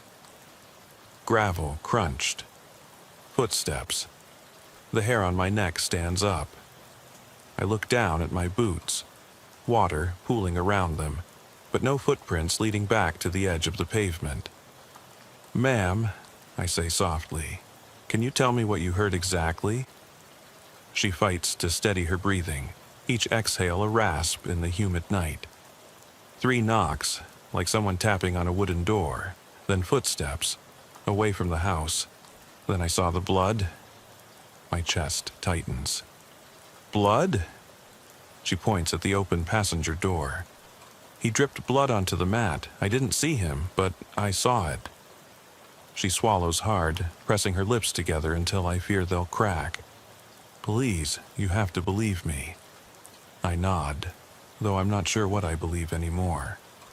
I holster my fist and run the flashlight beam down the length of the sedan. The stain's gone darker in the gloom. I lean in, the beam catching a stray thread of red on the seatbelt buckle. I straighten up, rain pelting the brim of my cap, and look at the woman. Her teeth are clenched, eyelashes speckled with droplets. For a moment, she's not just a frightened driver. She's a survivor, clinging to her last shred of reason. Her knuckles are white where she grips the door frame. "We'll get someone out here," I say, already mentally calculating how long it'll take. Too long. "Hang tight. I'll check your house, then we'll get you somewhere safe." She nods, her chin trembling. She opens her mouth, then closes it, looking past me. I follow her gaze down the highway, where the taillights of my cruiser recede into the darkness. There's nothing there. No second officer, no sergeant's car. Nothing but the looming black of endless road. I step back, heart hammering, and glance at the open rear door again. The beam of my flashlight catches something on the floor mat. A small, smeared fingerprint pressed into the rain-dark vinyl. It looks too small to be a man's. Maybe a child's, or smaller still. I kneel, expecting to find a gloved print, but my fingers brush the smudge and come away coated in damp blood. A gust of wind rattles the sedan, making the rear window shudder. I look up, thinking I hear a whisper, just as the car's radio crackles alive with static. Unit 47, report status, over. I fumble for the mic. My glove skids on the cold metal. The woman stiffens beside me, eyes wide as saucers. I clear my throat. Got something here, I say, voice unsteady. Possible victim in the back seat, no sign of him. House looks empty. Need EMS and homicide now. The radio falls silent again. I glance toward the house. A simple two-story with an overgrown lawn, shadowed windows. The front door hangs ajar. Nothing stirs inside. I stand, heart pounding so loud I'm certain the driver can hear it. I raise my flashlight and gun in one practiced motion, moving toward the door. Rain streams off the porch roof in waterfalls. I step up, flashlight beam dancing across cracked paint. A single step on the wooden porch echoes like a gunshot in the empty night. My radio crackles once more. Unit 47, please respond. Static swallows the rest. I reach for the doorknob. My breath catches. Inside, the floor is pristine. No footprints, no drips of blood. Just dark wood and silent rooms. Then I hear it. A soft thump from upstairs, like something heavy being dragged across the floor. My flashlight flickers. I tighten my grip on the railing and whisper into the empty hallway. If someone's up there, come out with your hands where I can see them. Silence. Then the thump again, closer this time. My heart skitters in my chest as I take the first step up the stairs, the wood groaning beneath me. And in that moment I realize I'm not just investigating a traffic stop gone wrong. I'm the one who walked right into it. I crept up the stairs, each step a protest of old wood groaning under my weight, the beam of my flashlight tracing warped floorboards and peeling wallpaper. The air inside the house was unnaturally still. No hum of electricity, no distant hum of highway noise, just the low rumble of my own blood in my ears. I swung the light left, revealing a narrow hallway lined with closed doors. The thump I heard echoed again, louder now, as though something was being dragged across the floor in the master bedroom at the end of the hall. My heart pounded so hard I could taste it. I paused at the top, gun raised, breath slow but deliberate. For a moment, I thought I saw movement behind a partially open door, just a flicker at the edge of my vision. I took 2 careful steps forward, the flashlight catching a blood smear on the wall, smeared as though someone pressed their palms there to steady themselves. Below it, a trail of tiny droplets led toward the bedroom. Each drop was a dark promise of what lay beyond. I swallowed, throat dry. "This is the last warning," I called, voice low but firm. "Come out now, hands up." My words felt hollow, drifting into the silent air, unanswered. I reached the bedroom door and nudged it with my flashlight barrel. It swung inward on its hinges with a slow creak that reverberated through the hallway. I stepped inside. The room was dim, only the narrow beam of my light cutting through shadows. A canopy bed stood against the far wall, sheets tangled and stained. On the nightstand, a picture frame lay face down, the glass cracked. I leaned in, carefully flipped it, and froze. The photo showed the missing driver, smiling, hair pulled back, standing next to a little girl in a yellow raincoat holding a small stuffed bear. The daughter. My blood ran cold. They were mother and child. A slow, dragging sound came from the far corner of the room. I trained my light there and saw the edge of a plastic sheet, wrinkled and damp, sticking out from under a dresser. I approached, every muscle tense. I flung the sheet aside, revealing a shallow crawl space, the opening about waist high. Inside, the floor was slick with something dark. I knelt, braced my elbow on the edge, and peered in. At first, I thought it was water pooling in the hollow beneath the floorboards. Then the beam caught something pale, an arm, thin and glistening with moisture. I recoiled, heart hammering. I shone the light fully into the crawlspace. There, half hidden beneath a thin mat of grime, lay the small body of a child, curled in a fetal position. Her eyes were closed, face peaceful despite the wet hair plastered across her forehead. Her favorite bear snapped in two beside her. I realized with a jolt that this must be the missing girl from the photograph. My radio fell silent in my hand. I swallowed hard, mouth dry, mind racing. How long had she been here? Who put her here, and why? A distant voice came crackling through the static, a voice I was desperate to hear. Unit 47, this is dispatch. Do you copy? Over. Relief and dread collided inside me. Copy dispatch, I replied, my voice trembling more than I cared to admit.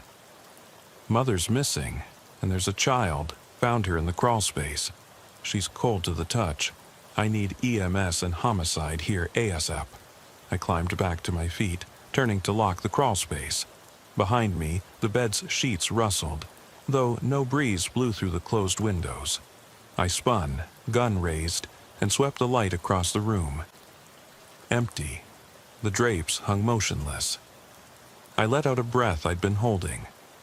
That's when I noticed footprints on the dusty floor. Tiny footprints, like a child's, leading from the crawlspace toward a closet door in the corner. I stepped toward them, boots crunching on the thin layer of debris. I reached the closet and hesitated, hand on the knob. My flashlight's beam caught the scuffed outlines of more tiny prints, then a smear of blood on the inside of the door. Slowly, I pulled it open. The closet was dark, but I shone the light in, illuminating a single raincoat hanging inside, bright yellow, the same one the girl wore in the photograph. The pockets were turned out. Empty. My heart stuttered. A soft click sounded behind me, and I whirled around, gun raised, expecting someone to step out of the shadows. But there was no one there, just the open door, the creaking floor, and that oppressive silence. I took a step back toward the closet, and that's when I saw it, scraped into the wooden floorboards, just outside the closet, a single word carved with blunt force. Wait. My chest tightened so fiercely I thought I'd pass out. Wait. The same word from the car, the same warning. I radioed dispatch again, voice shaking. There's a message here. Car said, wait, now this. Static answered me, then nothing. Suddenly, the overhead light flickered on. Electricity surging through the house for the first time since I arrived. The glare was harsh, illuminating the hallway through the open door behind me. In the hallway, I caught sight of a figure, tall, indistinct, standing just out of arm's reach. I jerked the gun up and fired, but the shot rang hollow, echoing off the walls. The figure vanished as I reloaded, leaving nothing but a cold breeze and the rain's distant patter. I stumbled out of the room, heart pounding, and slammed the bedroom door shut. My flashlight beam shook as I turned back toward the stairs. My radio crackled weakly. Unit 47, please respond. I groped for the mic. Suspect is inside. Need immediate backup. I slid down the wall, kneeling, my back to the door, gun trained on the knob. Behind me, soft footsteps, bare on the wooden floor, approached. I flicked my light to the hallway, no one there. Another step, closer. I shifted my aim toward the master bathroom at the end of the hall. The door was cracked ajar, a thin line of darkness. I edged toward it, heart thudding against my ribs. Then, from inside that bathroom, came a child's voice, clear and close. "Officer, why did you leave me behind?" I froze, every muscle rigid. The words echoed in the hallway, but the bathroom door stayed closed and no sign of movement. I swallowed, hand sweating on my grip. "Who's there?" I demanded, voice shaking. Silence. Then the voice again, softer, mournful. "You promised you'd find me." My world tilted. I glanced back at the closet in the bedroom, at the yellow raincoat hanging like a beacon in the dark, the message carved in the floor.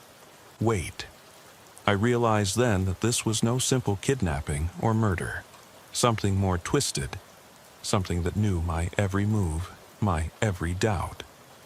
I took a step back, pointing the gun at the bathroom door. Rain rattled the windows, lights flickered overhead, and the house groaned as if alive. My radio crackled one last time. "Dispatch to Unit 47.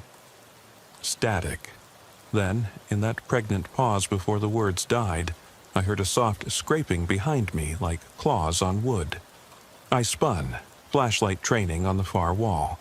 There, stuck in the wallpaper, was a small, pale handprint. Just the outline, as though pressed from inside. No child there to own it. Only the dark promise of something waiting in the shadows. Watching, and waiting for me to step closer. I stood frozen on the landing, the beam of my flashlight trembling, the word "wait" carved into my mind. Something was in this house with me, something I couldn't see, and it was calling my name. I edged backward from the closet, breath rushing in my ears, every instinct screaming at me to run. The hallway light flickered one more time and then steadied, casting a sickly yellow glow over the peeling wallpaper and the dark stains that mottled the floorboards. My flashlight trembled in my grasp, the beam slicing a narrow path through the gloom, illuminating the word "wait" scorched into the wood. The echo of that child's voice still lingered in the air. "You promised you'd find me." My heart pounded as I reached up to slam the closet door shut, but my elbow caught on the frame, jostling it open again with a squeal of hinges. The yellow raincoat swung free, its empty sleeves swaying like arms beckoning me deeper into the darkness. I wrenched the door closed at last, fingers slick on the knob. I forced myself to straighten, forcing down the tremor in my legs. The patrol rifle felt heavy across my chest, but the pistol at my side felt foreign in my hand. Its cold metal a reminder I wasn't dressed for a child's game of hide-and-seek. The muted thump of distant rainfall pressed against the windows. I glanced at the hallway mirror, my reflection stared back, cap askew, jacket unzipped, eyes wide and unblinking. I swallowed hard, steeling myself for what came next. My radio crackled again, a lifeline in the suffocating hush. "Unit 47, dispatch." "ETA 5 minutes, came the reply. 5 minutes, 300 seconds to find evidence, rescue a missing girl, confront whoever was toying with me. If someone was even still here. I pressed a finger to the radio mic. "Copy that, securing scene. Proceeding to kitchen, then basement check." I left the bedroom with deliberate slowness, sweeping my light across family photographs perched on the wall, vacation smiles, graduations, birthdays. One frame at floor level showed a red-haired boy clutching his sister, the very girl I'd found in that crawlspace, her lips pursed in mock horror. A tiny voice in my head whispered that neither of them were truly smiling now. The hallway ended at a staircase descending into the kitchen. I climbed down one step, then another, counting each creak as the beam of my flashlight flared across a linoleum floor speckled with grime. The kitchen light hung dead above a long wooden table, scarred by years of meals. Chairs were overturned, and the cupboard doors clattered open, revealing empty shelves. A single wine glass lay shattered among shards of ceramic on the counter. My breath caught. I spotted footprints in the dust. Adult prints leading toward the pantry, then smaller prints trailing behind toward the back door. I followed them, each footfall raising new questions. Where was the mother? Where was the child's captor? And why leave this grotesque breadcrumb trail? I reached the pantry and shone my light inside. The shelves were bare, the walls scuffed and splintered. Then I noticed the floor. A scrawl etched into the wood, this time written in something darker than stain. Help me. A flash of movement down the hallway caught my eye. I pivoted, pistol swinging up, but there was nothing. Only the grimy linoleum and the hollow ache in my chest. I moved toward the back door. The handle turned under my gloved hand, and the door opened onto a narrow mudroom. Rain poured in, drenching the old welcome mat and pooling at my boots. Outside, the yard was overgrown, the grass reaching knee-high in places. The stone pathway leading to the detached garage was slick with moss. I stepped out, cold water running into my socks. Beyond the garage, the distant highway glowed faintly, red taillights moving in a slow crawl. My cruiser was parked off to the side, its lights still spinning, but the offender vehicle was nowhere in sight. Whoever had orchestrated this had vanished again, dissolving into the night like smoke. I holstered my pistol and radioed dispatch. Unit 47. Outside, moving to garage, stand by. No response. Static. I clicked on my flashlight's high beam and headed for the garage door. Its paint was chipped, the hinges rusted. Inside, the engine bay of an old pickup truck sat empty, hood propped open as though someone had performed emergency repairs. Tools lay scattered on the floor, wrenches, screwdrivers, a coil of wire. I knelt to examine them, shining light over each piece. Everything was wet, slick with rain, no fingerprints visible. Then I noticed a smudge on the handle of a wrench, clean, as if placed there for me to find. I ran a gloved finger across it. Warm. A low groan reverberated through the garage's bare rafters. Wood contracting, settling, or perhaps someone shifting. My pulse sped up. I spun, beam sweeping the shadows. Nothing stirred but the echo of water dripping somewhere behind me. I turned back to the tools. A small voice whispered in my mind, "Find me." A memory flashed unbidden. My daughter's birthday 2 years ago, her favorite red toy car. I hadn't heard her speak that way in years. Guilt knotted in my stomach. This message, whoever sent it, knew how to get under my skin. I stepped outside again, rain stinging my cheeks. In the yard, my footprints tracked back toward the house, but I saw another set of prints, smaller, leading around the side to a broken fence gate. I followed them, boots squelching through mud. At the gate, I found a locket in the grass. The girl's locket, engraved with her initials. The chain was snapped. I closed my hand around it, the metal slick and cold against my palm. A crack of thunder rattled the sky. I looked up to see a shape perched on the garage roof. A dark silhouette. Heart in my throat, I raised my weapon and fired a warning shot. The shape shifted and disappeared over the edge. No scream, no thud, just the soft patter of rain on shingles. My adrenaline surged. I radioed again. Suspect sighted on roof. Warning shot fired. Approaching house again. Silence answered me. Strange, none of my calls were getting through. I pounded the mic, but only static met my ears. I sprinted back to the mudroom door, yanked it open, and re-entered the kitchen in one fluid motion. The doorway opened onto the hallway, walls lined with more photographs. Family vacations, graduations, the mother hugging her daughter under fairy lights. One photo was askew, frame broken. I picked it up. The mother's eyes were red-rimmed, smiling through tears. Behind her, the little girl's face looked blank. I dropped it with a clatter.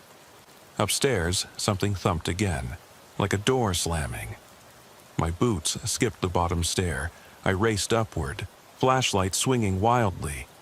Hands gripping the banister, I reached the top step, pressing my ear to the wood. The floorboards groaned under the weight of whatever was moving behind closed doors.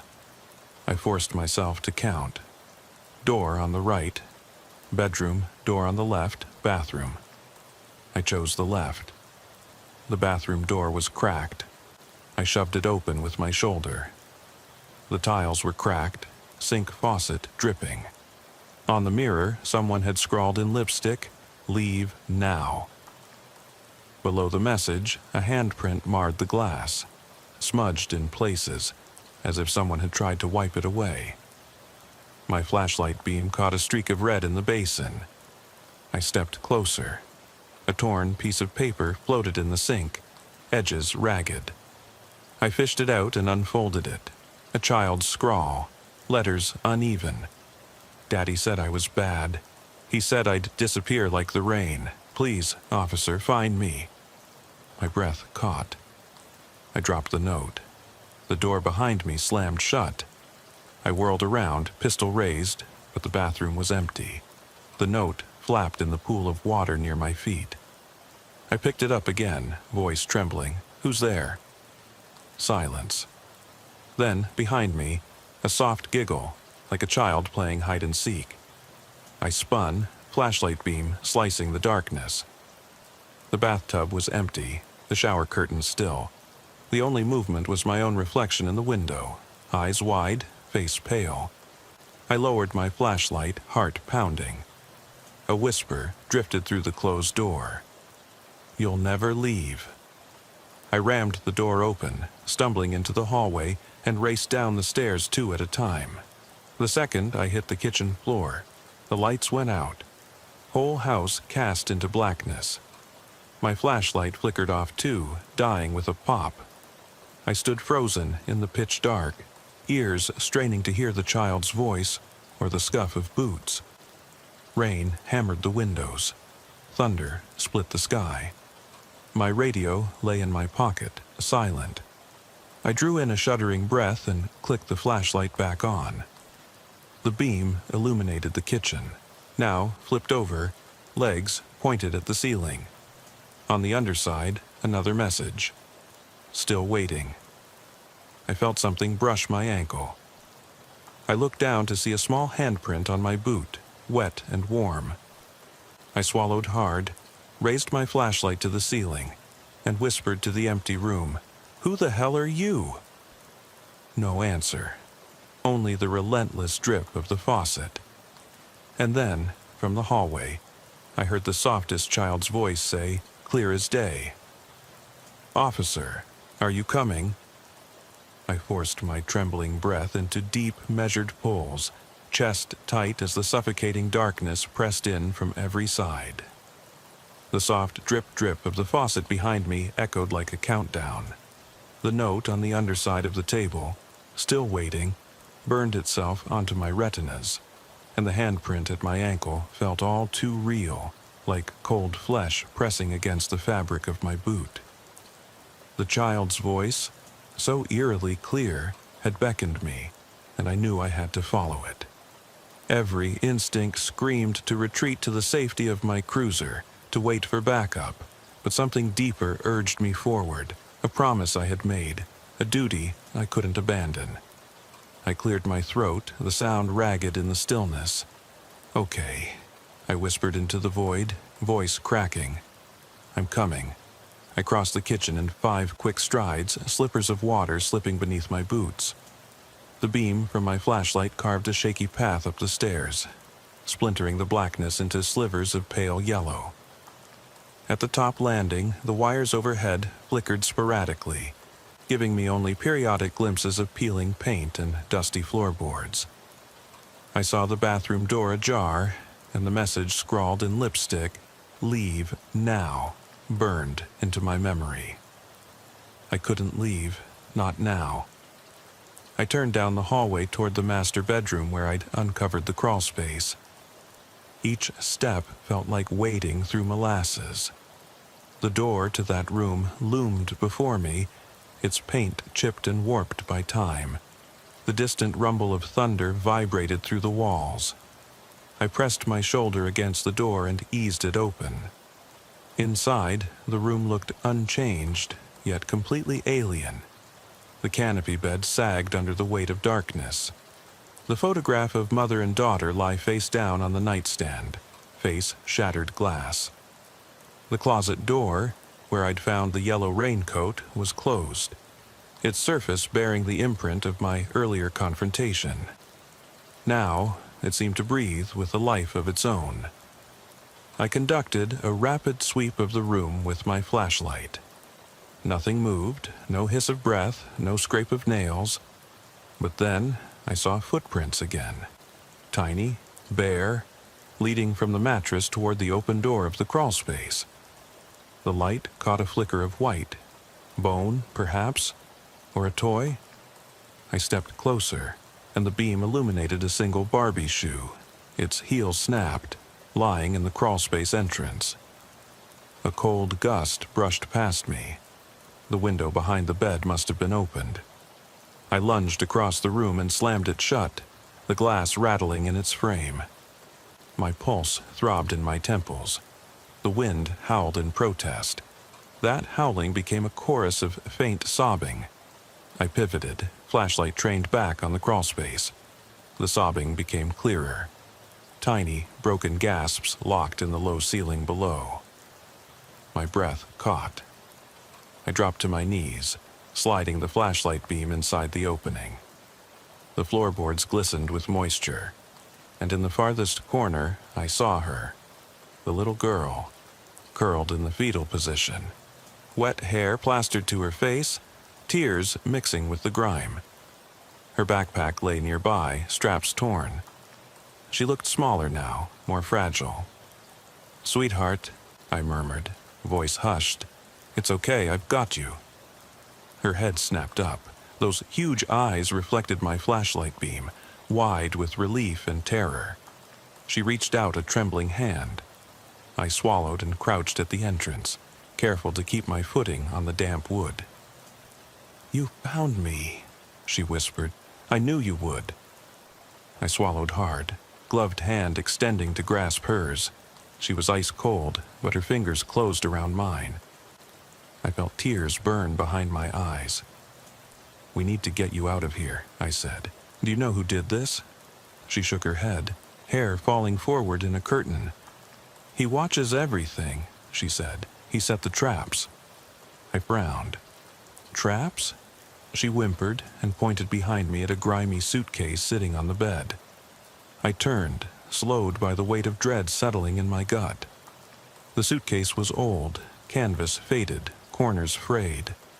Its latch rusted and half open, stuck on a jagged piece of metal. I approached cautiously. Before I could touch it, the door behind me creaked. I dropped to one knee, flashlight and pistol trained at the doorway. Nothing. The hallway was empty, no sign of motion. "What happened to your mom?" I whispered. The girl's bottom lip trembled. She closed her eyes, and for a heartbeat I thought she'd fall back onto the floor. Instead, she took a shaky breath and said, "He got her first." I felt bile rise in my throat, but I swallowed hard. "Okay," I said, voice steady. "We're going to get you out of here, but first, tell me about the traps." Her tiny shoulders shook. "Doors that lock themselves," she said, voice barely audible over the rain. "Footsteps in the walls, music playing when there's no radio in the basement." Her voice trailed off. I took a deep breath. The basement. I'd noticed a door under the staircase, its paint chipped, hinges squeaking occasionally. A drag of a heavy chain kept it shut. I'd focused on the bedridden room, but now I realized the true prison lay below. I nodded. "We'll go to the basement. I promise I won't let him hurt you again." She sniffled, wiping her nose on the back of her sleeve. "I want my mom," she said. I swallowed the lump rising in my throat. "We'll find her." I stood and held out my hand. Hesitantly, the girl grasped it. Her skin was like porcelain. I realized I didn't know her name. "Hey," I said softly. What's your name?" "Emily," she whispered. "Okay, Emily," I said, voice cracking. "Let's go." I led her across the room, stepping over the Barbie shoe and the suitcase toward the staircase. The girl paused at the closet door, lingering in its shadow. Behind her, I saw something glint in the darkness. A dark shape crouched by the wardrobe, its head cocked, eyes glinting like broken glass. My spine froze. "Emily?" I said, spinning around, gun raised. The figure was gone. The closet yawned empty, darkness pooling at its base. I exhaled slowly, holstering my weapon. Emily squeezed my hand, and we descended the stairs together. The basement door loomed at the bottom of the staircase, the chain rattling as the girl's grip tightened. I knocked once, steeling myself. "Officer," I said, voice firm. "I'm here to bring Emily home. If there's anyone else down here, come out now." Silence. I set the flashlight on high and unclasped the chain, the metal links rattling like bones. Emily stayed close, hand tight around mine. We pushed the door open together. A musty wave of cold air tumbled up the stairs, carrying the scent of damp earth and rusted metal. The narrow basement stretched before me, walls lined with ancient stone, floor scattered with dusty crates and broken furniture. At the far end, a single bare bulb flickered, struggling against the darkness. I took the first cautious step into the basement. Emily trailed behind, eyes wide. My boot slipped on something slick, and I glanced down to see a dark mat of blood, even older than upstairs, almost black. The beam of the flashlight danced across the stains, revealing footprints leading deeper into the gloom. We followed the trail. My radio crackled, then went silent. I cursed under my breath. No signal this far underground. I glanced at Emily. She was pale, lips parted, but brave. Footsteps echoed, not mine, but slow, deliberate. We stopped. The beam of the flashlight wavered as I held it tight. "Emily," I whispered, "stay behind me." She nodded, hand clutching mine. Together, we crept forward, following the footprints. They led to a collapsed workbench piled with abandoned tools, hammers, saws, and a coil of barbed wire. I kicked the debris aside, revealing a trapdoor flush with the floor. Rusty hinges, half buried in muck. My heart hammered. "Emily," I said softly, "this way." She hesitated, looking at the trapdoor and then to me. I knelt and placed my hand on the wire-wrapped handle. It resisted, spine of the wire biting into my glove, but I hauled it up with a grunt. The trapdoor creaked open, revealing a narrow ladder descending further into darkness. A sub-basement, I realized, a hidden crawlspace far below. Emily gasped, tiny footsteps stepping back. I turned to her. "It's okay," I said, voice gentle. "I need to check this. I promise I'll bring you back up." Her eyes filled with tears. "Will you find my mom?" she whispered. "I will," I vowed. I climbed down the ladder one rung at a time. The air grew colder, thicker, as if breathing through wool. My flashlight beam wavered across low ceilings, long shadows, and walls slick with condensation. The ladder ended at a dirt floor, uneven and strewn with junk, broken crates, discarded clothing, and old newspapers yellowed with age. I swept the beam along the wall, and there, etched into the stone, another word, "Here." Just one jagged line of letters, as if carved by the same unseen hand that wrote, "Wait and help me." My skin crawled. I forced myself to keep moving, following a narrow tunnel that curved out of sight. Each step kicked up clouds of dust. The distant drip of water echoed ahead, a slow, methodical beat that seemed to mark out my heartbeat. As I rounded the bend, my flashlight caught a figure slumped against the wall. A man, bound and gagged, eyes wide and frantic. His uniform was marred with mud and dried blood, belt stripped of weapons. My partner. I froze. "Lieutenant?" I hissed, approaching carefully. He looked up at me, panic and relief warring in his gaze. I dropped to my knees beside him and tore at the gag. He coughed, voice raw. "Byron, you have to. She's not alone." "Who?"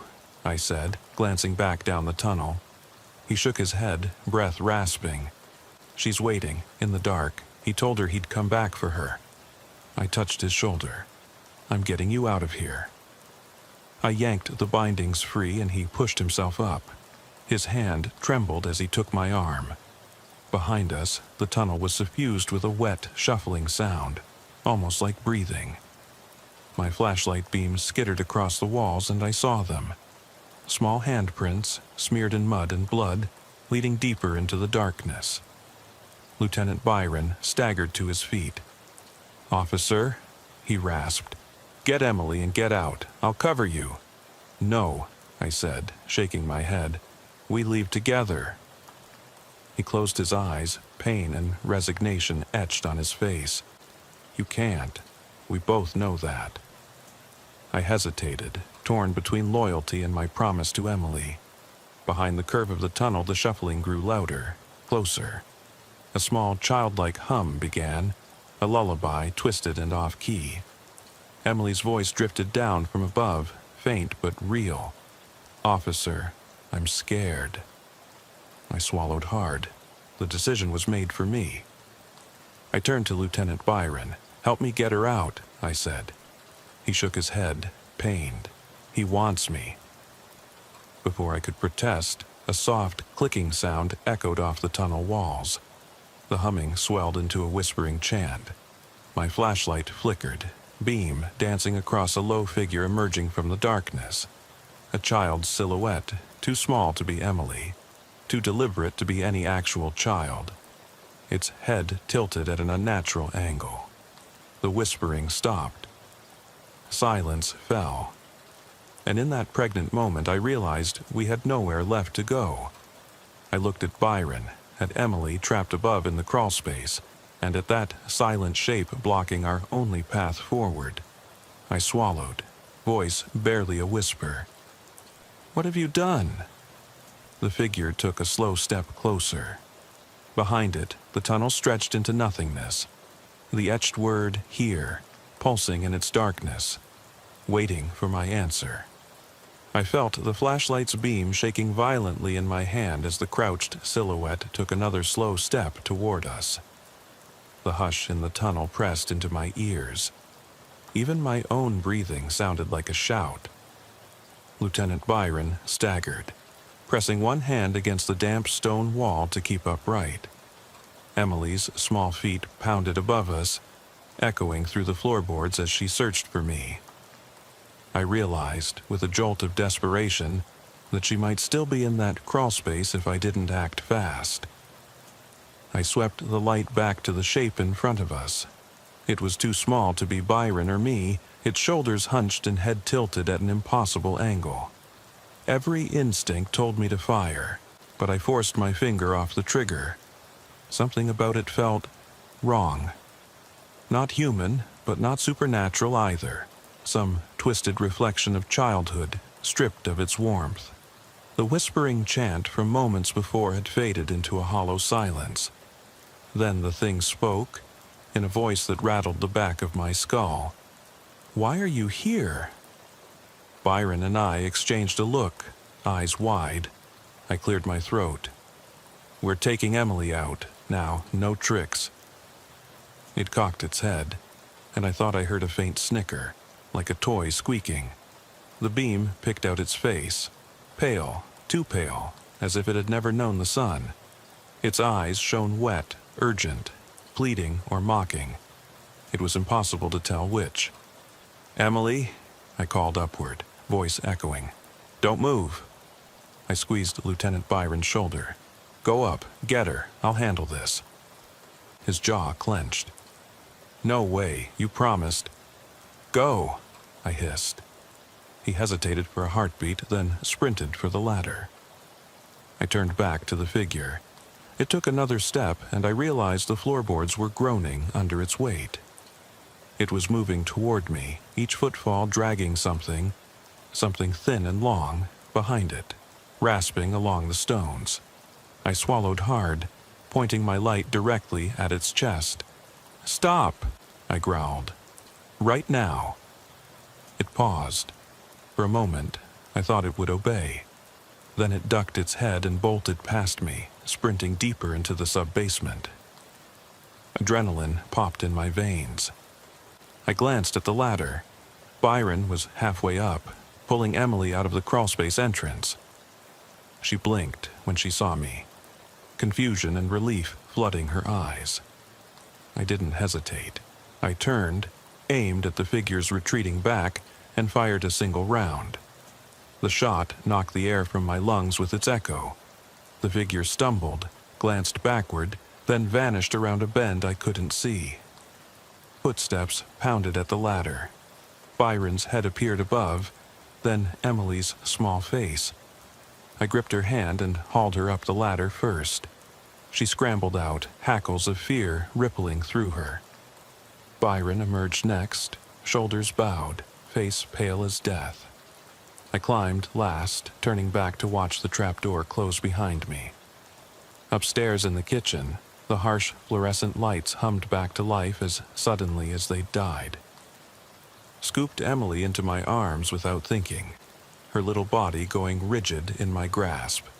She pressed her face against my chest, tears soaking into my uniform. "He's gone," I whispered, stroking her hair. "He can't get you now." Byron stood at the staircase's bottom, panting. "What the hell was that?" he muttered, voice raw. "I don't know," I said. "But whatever he is, has been here too long. He knows this house like we know our own cruisers." I set Emily down gently. "Are you hurt?" He shook his head, one hand still cradling his arm where the bindings had chafed him. "I'm fine," he lied. "Let's just find the mother." I glanced toward the master bedroom door. My head throbbed. Every photograph in the hallway seemed to leer at me now, as though judging my every move. I closed my eyes and took a steadying breath. "We split up," I said. "Byron, you take the upstairs bedroom and closet. I'll search the basement tunnel where that thing ran. Emily, stay with me. You can do it, Byron?" He swallowed. "Yeah." We moved 2 by 2, Emily clinging to my hand, Byron venturing toward the bedroom. The kitchen light flickered overhead, casting a strobe effect on the overturned chairs and ruined wine glass. I raised my pistol, scanning the dark doorway to the basement stairs. A sudden scrape echoed behind me. I whirled. Emily had slipped her hand out of mine and crouched beside the table's overturned legs, staring at the underside. I saw the words carved on the wood. "She loves you." Emily's voice trembled. "He said she loves me too much." My stomach soured. I'd assumed the messages were taunts to me, but they targeted her. This case was no accident or revenge. It was twisted affection. Someone had wanted to keep this girl close, like a pet or toy, safe in the darkness. I scooped her up and set her on the kitchen counter. "Emily," I said gently, "do you remember anything about that man? His voice? His face?" She buried her face in her hands. "He wore a mask," she whispered, "a clown's face." My blood ran cold. A mask. The silhouette I'd seen must have been one of those cheap plastic clown masks. Distorted bug eyes. A grin painted wide with grease paint. This was planned. Ritualistic, even. I glanced at the hall where Byron had disappeared. "Lieutenant!" I called. No answer. I strode toward the stairs, boot heels clacking on linoleum. Emily jumped down from the counter and fell into step beside me. "Please don't leave me," she pleaded. "I won't," I promised, sliding into the hallway. The door to the bedroom stood open, light spilling out. I scanned the floor, no footprints, no clues, just that chilling stillness. I crossed the threshold, gun trained low. The bed lay disheveled, suitcase dumped onto the floor, raincoat gone. I swept the beam across the walls, catching a movement in the closet door's reflection in the mirror. My heart leapt. The mirrored glass was smeared again. Missing, scratched into the surface this time. I tensed. Then I heard Byron's voice from inside the closet. "Help me, please." My pulse spiked. I charged over, yanking the closet door open. Inside, Byron lay crumpled against the back wall, bruised and bloodied, hands shaking as he pressed a cell phone into my hand. The screen was cracked but lit with his mother's contact. He dialed her before collapsing. I crouched beside him. "What happened?" I said, voice urgent. He pointed a trembling finger past me, toward the doorway. "He's in the hallway, masked, watching." I turned slowly. My flashlight beam searched every corner. And then I saw it. A blurred movement. Too quick to be human, vanishing around the staircase corner. I drew in a breath and stepped out into the hallway, heart hammering. Emily clung to my leg, eyes wide. I shone the beam up and down the corridor, nothing but peeling wallpaper and family photos. Then I saw the front door at the far end. Wide open, rain sluicing in, wind rattling the glass. My jaw clenched. The masked figure had a clear path. If it fled now, we'd never catch him. But going out meant leaving the basement exit unguarded, risking Emily and Byron in the dark below. I glanced at Emily, tears glinting on her lashes. She mouthed one word, "Mom." The kitchen door burst open behind me, rain and wind rushing in. I spun, pistol raised, breath caught in my chest. But it wasn't him. It was a woman, stumbling inside, dripping wet, her face streaked with tears and dawn-lit hope. She froze when she saw us, eyes wide with disbelief. I crossed to her, lowering my weapon. "Ma'am?" I said, voice gentle. "It's okay, we found her." She dropped to her knees, wrapping Emily in a desperate embrace. Emily sobbed into her mother's shoulder, and I felt a lump form in my throat. The mother's uniform trembled in the dim light, her own badge pinned crookedly above her heart. My mind reeled. The mother was a fellow officer, returning home after her shift. She'd come back to find her daughter missing, been lured into the trap herself. Tears streamed down her cheeks as she pressed Emily tighter. "I thought I lost you," she whispered. I glanced up the hallway corner. The figure must have slipped past us. Now there were 3 lives in jeopardy: mother, daughter, and me. I swallowed hard, gathering my resolve. I turned to Byron, still crumpled in the closet. "Call this in," I said, pressing the phone to his hand. "Tell them where we are." He nodded, voice thin but determined. "On it." I moved toward the front door, cautious.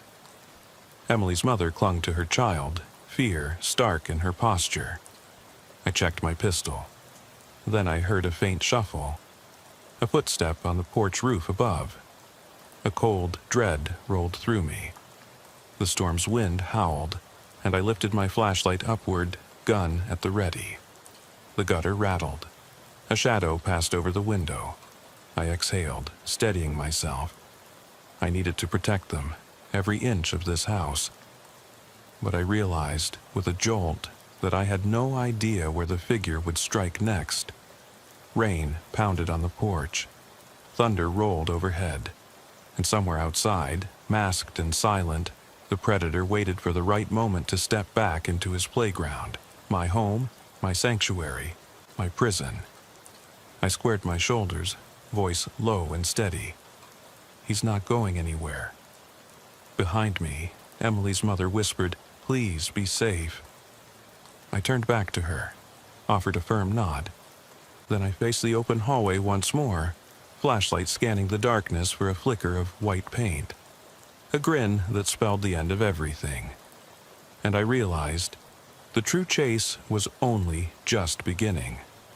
I kept my flashlight trained on the hallway as I backed out through the front door, careful to keep the threshold between safety and chaos at my back. Rain pelted my shoulders, turning my uniform into a second skin of cold water. Emily's mother clutched her daughter tightly against her chest, coat wrapped around both of them like a fragile shield. Lieutenant Byron hovered by the staircase, phone pressed to his ear, voice trembling as he gave our coordinates and pleaded for immediate backup.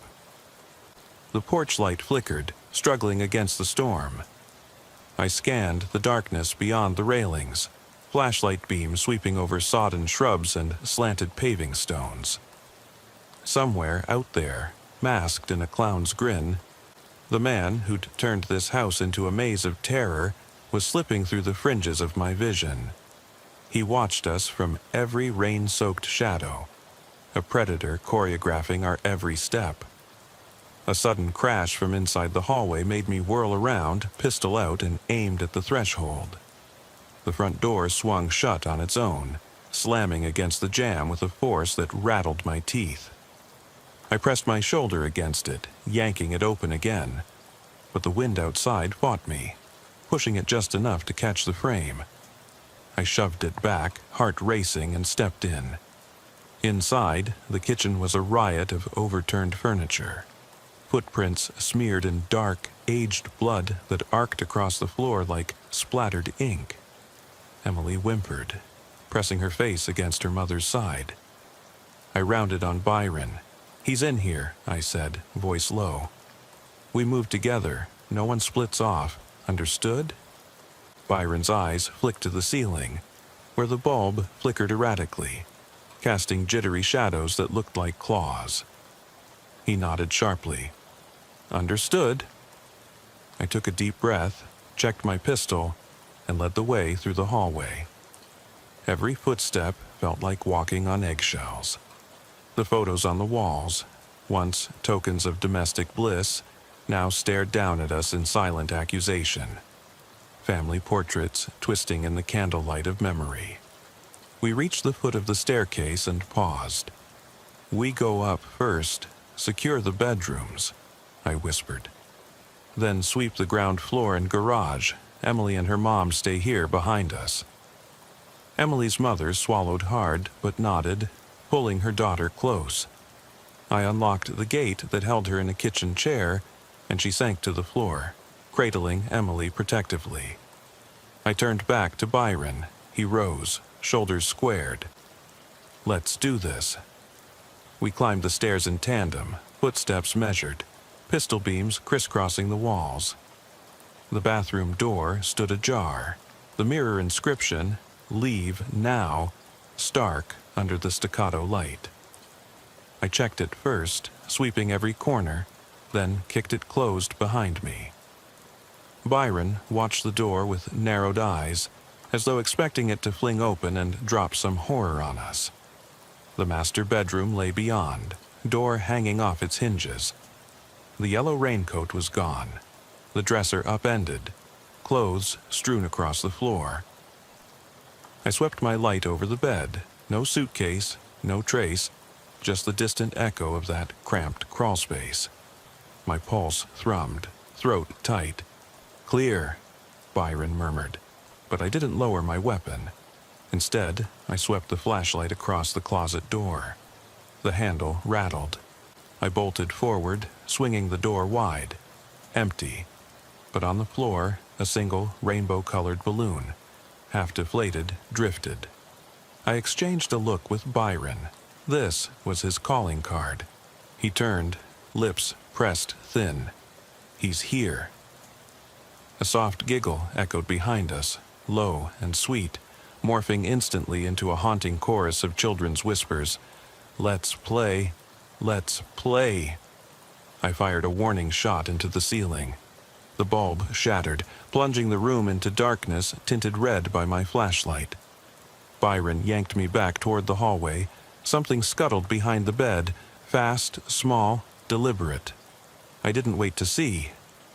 I sprinted back down the stairs, Byron at my side. The ground floor shook with the thunder of booted feet, as though something massive was running circles around us in the walls. Paint peeled from the plaster, fluttering like wounded flags. We reached the kitchen, where the exits hung open to the storm, and I realized the masked man was both here and nowhere. His traps and messages choreographed every moment, but his body remained a phantom. "Garage?" Byron asked, voice urgent. I nodded. "Rear exit through the mudroom." We dashed across the floor, careful to avoid the worst of the bloodstains, and burst into the mudroom. Rain pounded inside like cannon fire. The broken fence gate awaited, lightning bug-colored sparks skating across the wet ground. I swept my light to the left, the path to the garage, to the right, the front door, still ajar. Emily's muffled sobs drifted through the open doorway. I thought of her there with her mother, trapped, vulnerable. Adrenaline spiked my senses. Byron grabbed my arm. "We split?" I looked at the garage door. Its hinges threatened to give way at any moment, rain dribbling through the cracks. "No," I said, voice unsteady. "We end this together." He nodded stiffly.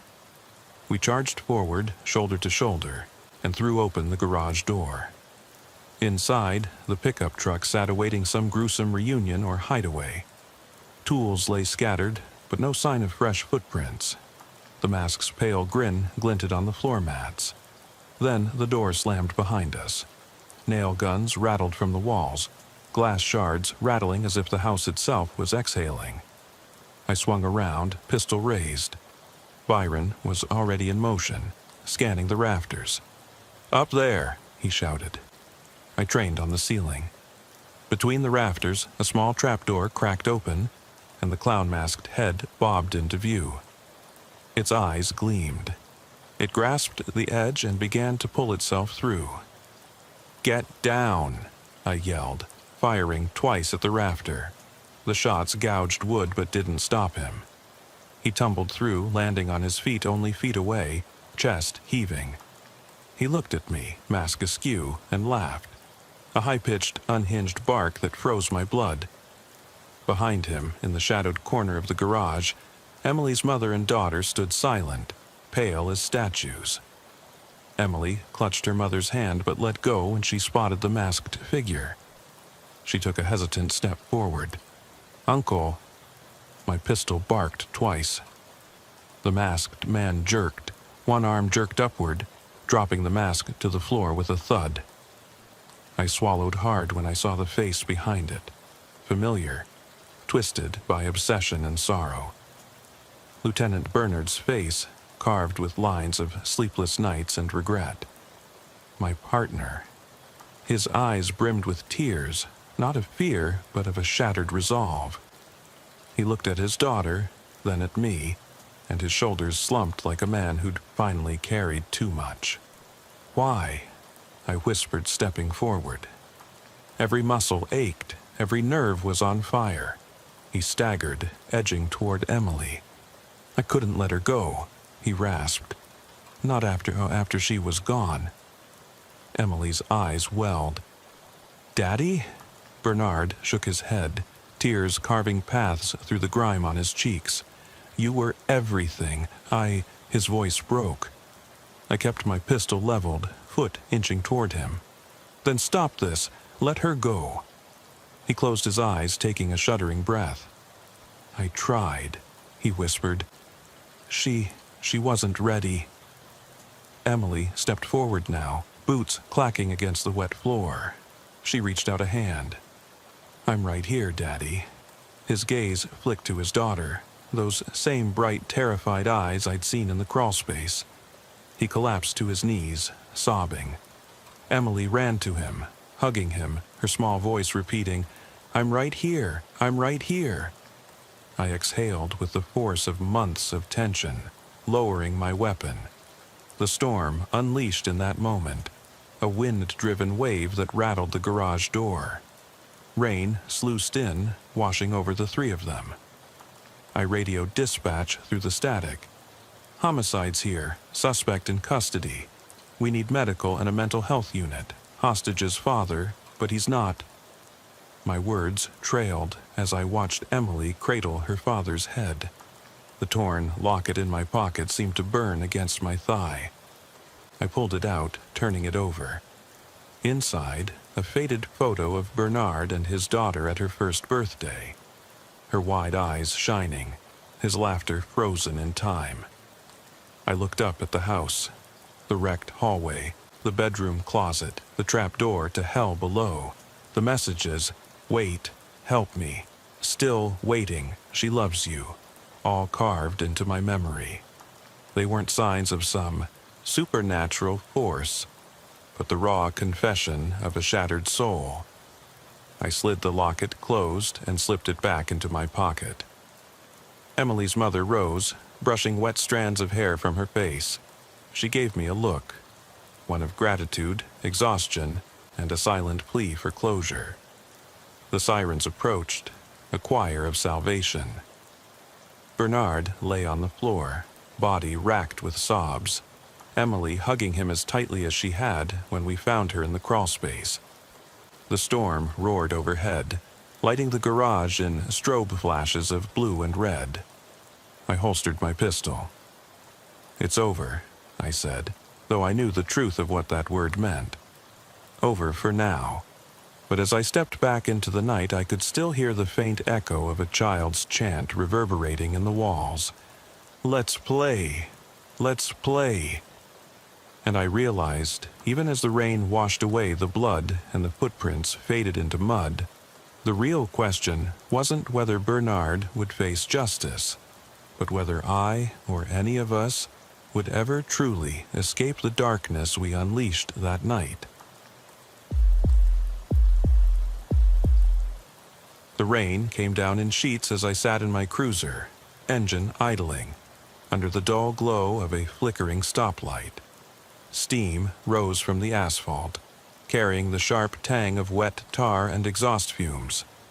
My coffee had gone cold 20 minutes ago, but I kept it by my side like a comfort talisman. I watched the droplets race across the windshield, tracing paths that fractured and rejoined in unpredictable patterns, like every call I ever answered. Dispatch chatter hovered in the background, but tonight it was a ghost channel. Half their words lost in static, the rest sounding distant and perfunctory. "Unit 12, you copy?" I whispered, more to myself than the mic. No reply. At precisely 12:03 a.m., a dark SUV drifted over the fog line on County Road 47 and came to a near stop. I flipped on my lights, red and blue splitting across the road like twin warning beacons, and eased the cruiser forward until my bumper was almost touching the rear tire. The engine's hum softened to a low rumble, matching the dull ache in my shoulders that never quite went away. I reached for the mic. "County 47, one driver." No response.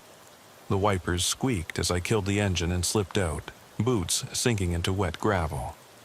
I tapped on the driver's window. "Evening," I said. No movement. Rain plastered his dark hair to the scalp. He stared ahead, unmoving, like a statue carved in shock. I knocked harder. "Mind moving that seat back, please?" His eyes flicked to mine, enormous, glassy. Eyes that didn't so much see me as observe some distant horizon. "License and registration," I repeated, voice firm. He let out a breath that rattled his ribs, and I watched the mist swarm from his mouth. He handed me a folded map, edges sopping. No license, no registration.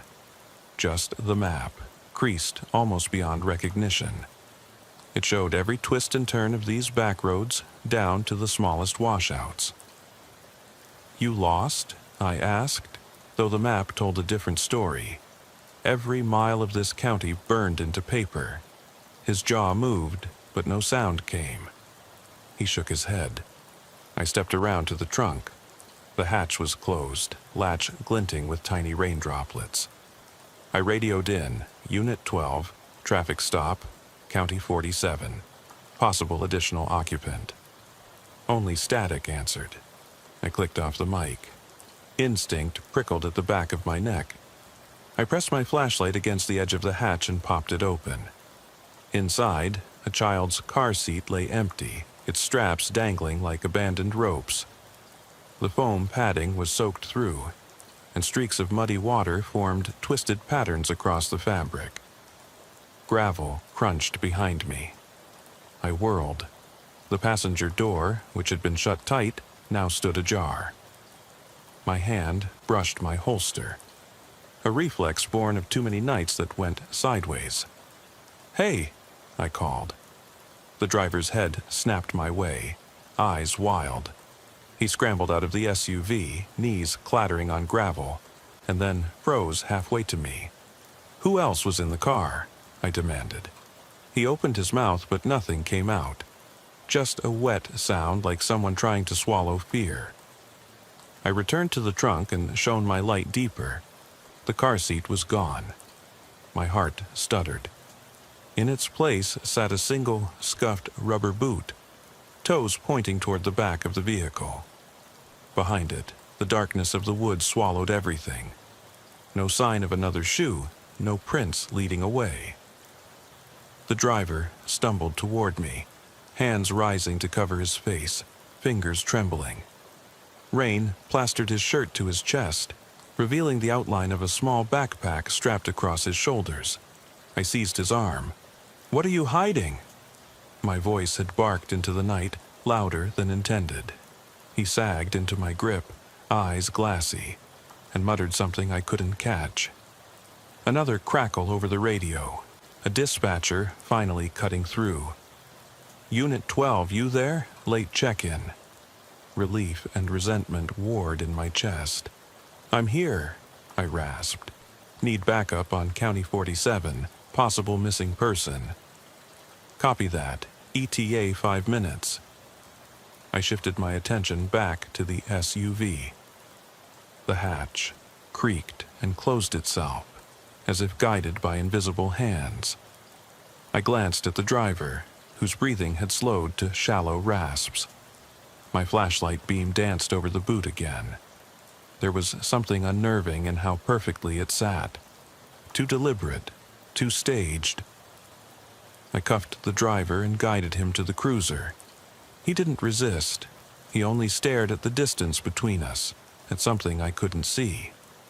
I glanced in the rearview mirror. His reflection looked hollow, drained, as though the weight of whatever he carried had been lifted. I closed the door. Gravel ground under fresh tires. A second cruiser arriving. Headlights washed the scene in harsh white. In their glare, the rubber boot vanished. No reflection under my lights, no sign it had ever been there. I stepped out again, rain plastering my jacket to my skin. We searched the shoulder, fields, tree line, nothing.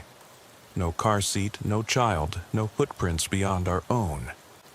The driver watched me, eyes tracing every movement. Finally, I uncuffed him. He limped to the cruiser, glanced back once, then slid inside without a word. I climbed back into my own car, swallowed cold coffee, and pressed my forehead to the steering wheel. My breath steamed against the vinyl. Dispatch cleared our channel again. "Unit 12, status?" I paused. "Return to station," I said, voice hollow.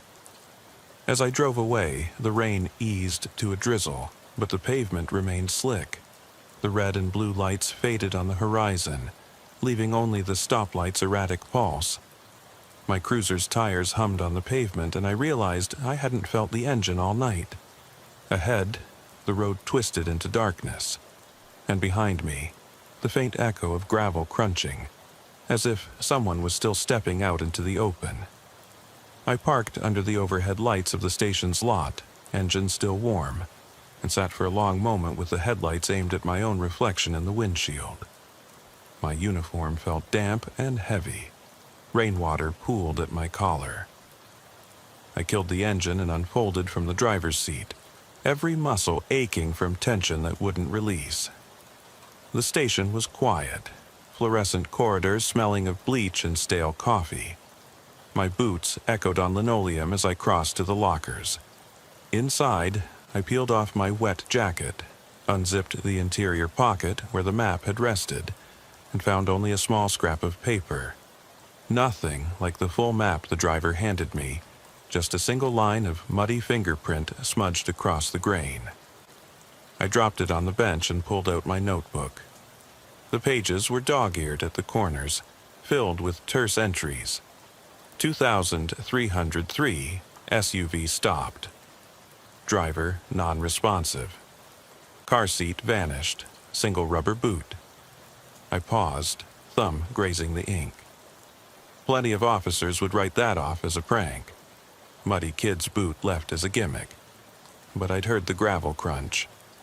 I'd seen that boot materialize and then disappear.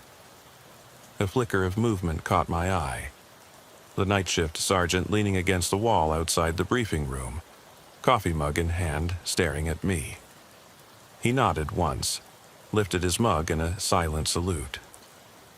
I forced a nod back and stepped into the briefing room, where an empty board bore rows of colored pins marking calls for the night.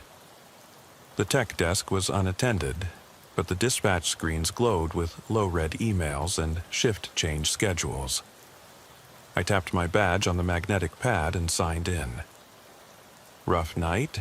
the sergeant asked, eyebrows raised. He didn't wait for an answer. "County 47, you grabbed your paperwork?" I fished out the clip holding the traffic report forms and handed them over. He flipped through quickly. "Missing person?" he pressed, voice low. I shrugged. Maybe, or someone jacking with us, but I heard footsteps and saw that boot. He glanced at the board behind me, his gaze pausing on the blank slot under unidentified incidents. He sighed. "We can file it under strange. Don't waste too much time chasing ghosts." His tone was half joke, half warning. I slid my paperwork back into my pocket. "Understood," I said softly. I left the briefing room with that hollow weight again, heading for the locker to gear up for the rest of the shift.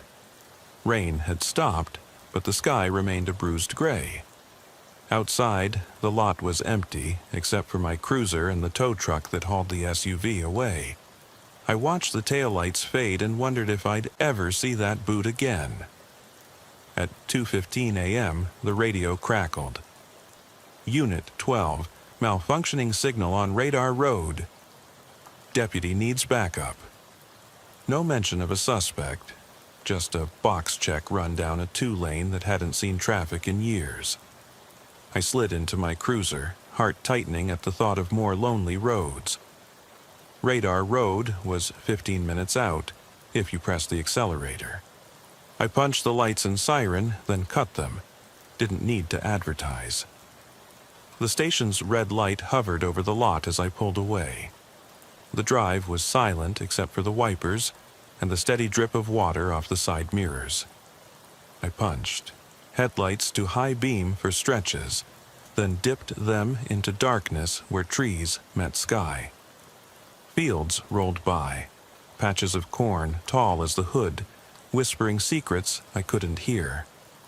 I tried to replay the first stop in my mind, what I'd missed, what I might have misread. But the more I thought, the more details slipped away, like that map in my pocket, reduced to one smudge. I reached Radar Road. It curved sharply after a rusted sign that warned loose shoulders in faded paint. My headlights picked out the cracked shoulder, gravel piled against barbed wire fencing. Gravel, unmistakable. I parked, stepped out, and clicked my flashlight on. The beam cut a cone of yellow through the night air. I heard crunching before I saw it, slow, deliberate steps. Behind me, the cruiser's taillights cast two long shadows into the ditch. "Deputy," I called, "you there?" My voice carried across the empty fields. No reply. I checked my watch, 2:23. The deputy's call had been vague. Radar malfunction. Could have been wildlife interference. A rogue kite caught on the radar dome. But as I entered the ditch undergrowth, the beam of my flashlight revealed boot prints in clay mud. Prints that led away from the road into a stand of cottonwoods. Each print was too large for the deputy's boots. They matched the sole pattern of that rubber boot, deep tread mounds pressed into the earth. My blood ran cold. Behind me, the cruiser's engine ticked in the cool-down. I pressed forward, boot prints guiding me deeper. The trees closed in, branches draping like veils. My flashlight caught something hanging from a low limb, a map, torn but unmistakably the same county map, smeared with mud and threaded with rain-streaked tears. A single corner had been folded down, marking the exact bend where I'd first stopped that SUV. Underneath, scribbled in a child's spidery hand, "We're not alone." My breath hitched. A branch cracked somewhere to my left, soft but sharp in the quiet. I swung the flashlight around. Nothing but darkness. No deputy, no animals, only the press of black between trees. My radio crackled. I yanked it from my belt. "Unit 12 to dispatch. Urgent. I need 2 units on Radar Road now." Static answered. Then a crack. "Unit 12? You copy?" The beam of my flashlight landed on the next print. Huge, jagged, leading straight toward me. I stepped back, heartbeat hammering, remembering every name I failed to protect. Every case that went cold because someone walked away with the truth. Boot prints advanced. Silent, as if made by someone wearing the night itself. I clicked off the radio. No backup, no deputy, just me. The mud beneath my boots, and the whisper of wind through leaves that sounded almost like a sigh. I pressed my back against the rough bark of a cottonwood, flashlight trembling in my fist. The boot prints stopped here, at the edge of a small clearing no wider than the cruiser's headlights would reach. Moonlight, weak, pale, filtered through ragged clouds, illuminating the mud-streaked ground in shifting patches. The message on the map scrap burned at the edge of my vision. "We're not alone." It felt less like a warning and more like a reckoning. Every instinct screamed at me to turn back, to sprint for the cruiser and stomp the accelerator all the way to town. But I had come too far to retreat. Not tonight. I inhaled, tasting wet earth and pine resin, and exhaled through clenched teeth. The forest seemed to inhale with me, branches rattling overhead as if the trees themselves were holding their breath. I clicked the radio again. 3 quick presses, but only static answered. No one was coming. I stepped forward, torch beam grazing the gnarled roots that twisted like sleeping serpents across the path. The prints reappeared, each one perfectly spaced, leading directly toward the center of the clearing. I followed them, heel to toe, until the beam landed on something that didn't belong. A yellow school bus token, half buried in mud. I knelt, pried it out, and turned it over in my fingers. A battered sliver of plastic, stamped with a faded bus number. I'd seen these tokens years ago back when I did community outreach at elementary schools. Now, it felt like a souvenir from some nightmare route. I stuffed the token into my pocket and swept the light around. No bus, no children. Just the slick mud, broken only by footprints that ended here, and a single piece of chalk lying beside a rock.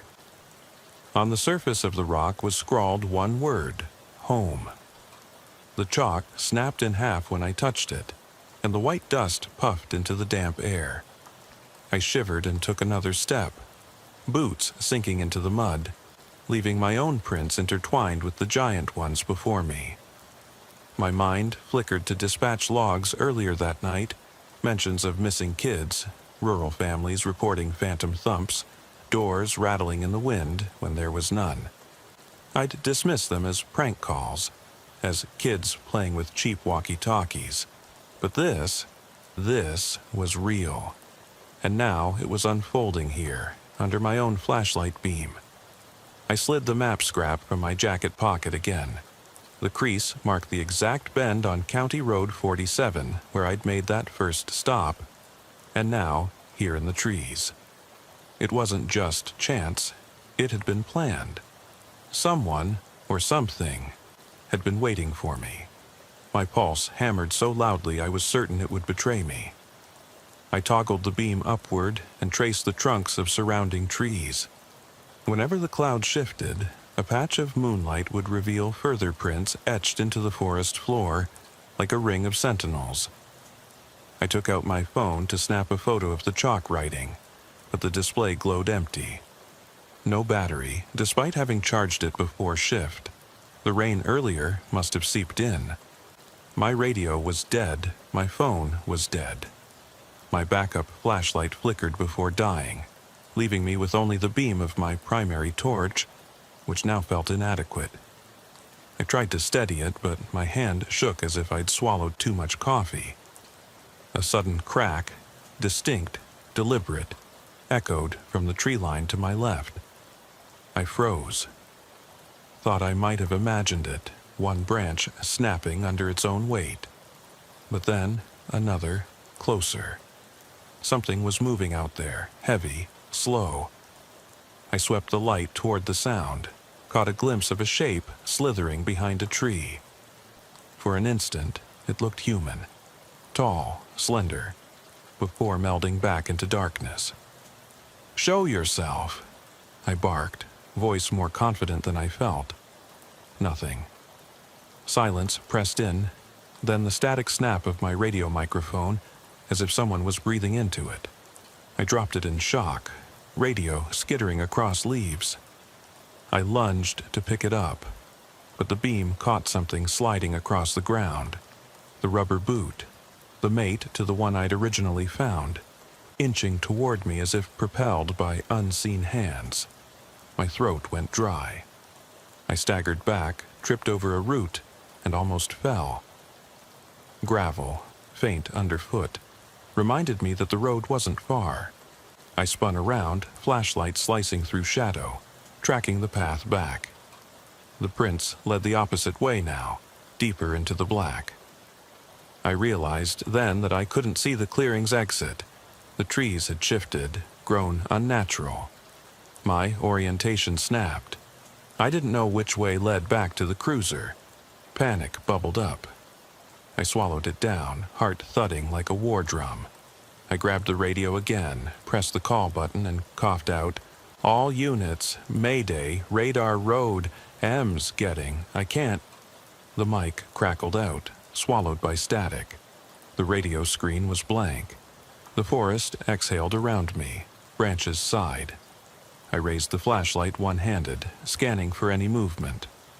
Now I saw a line of boot prints edging around the perimeter, tracing a circle like a silent sentinel guard.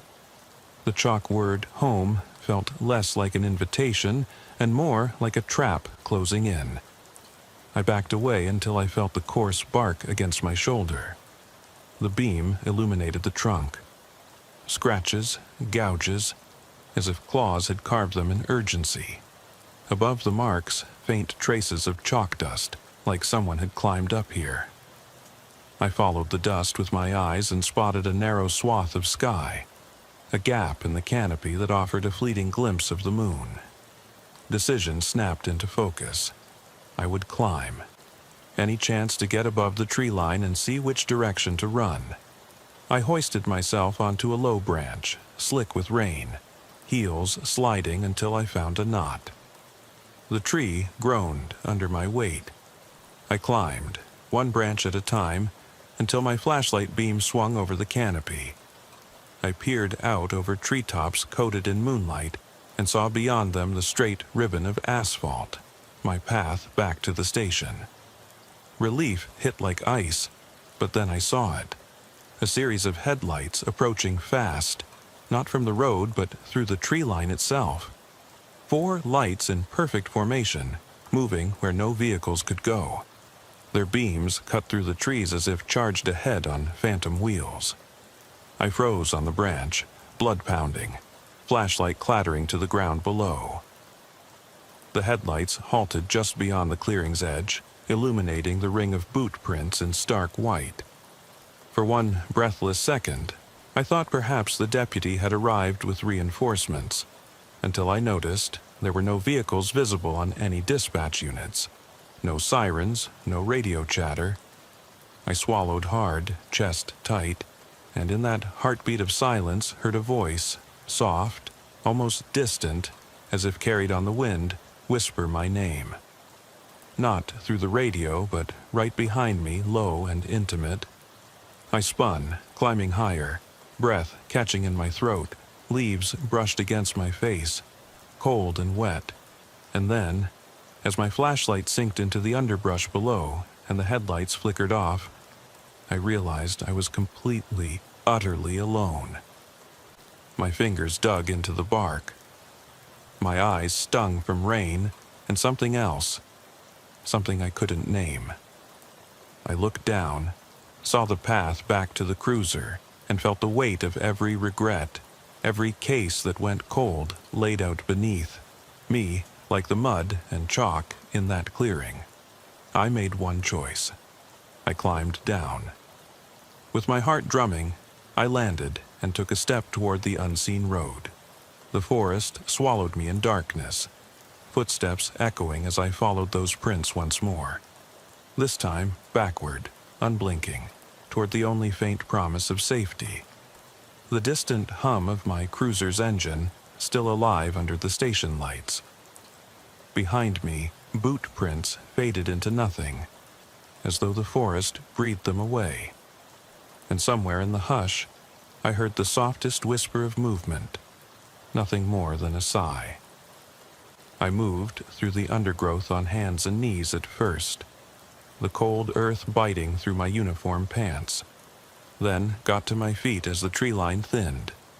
Every rustle of leaf or snap of twig had me jabbing my flashlight beam forward, waiting for something to lunge out.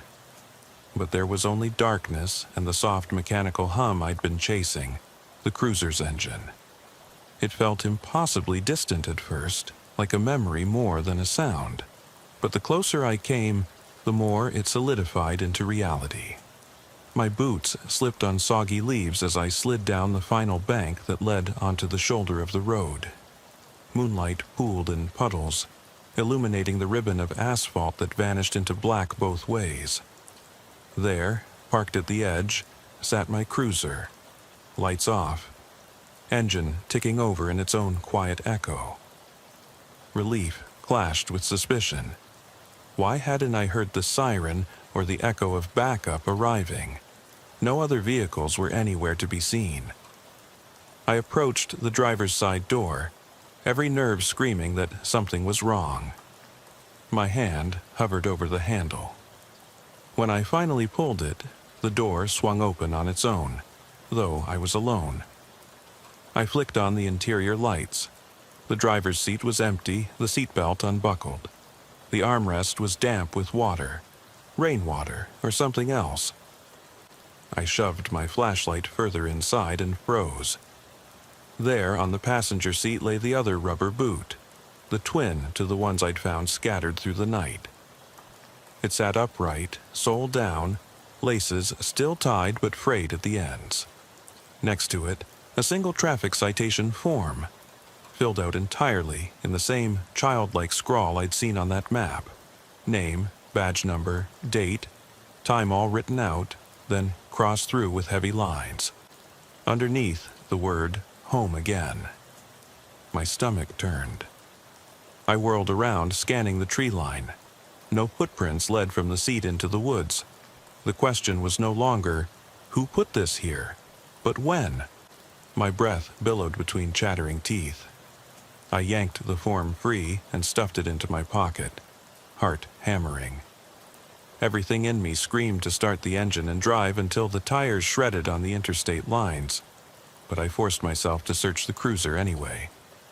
Gloves in the console, flashlight in the door pocket. My radio lay on the dash, mic dangling. I reached for it, clicked the call button. Unit 12, "Dispatch, come in." Only static. I pressed again, then pounded on the dash with my fist.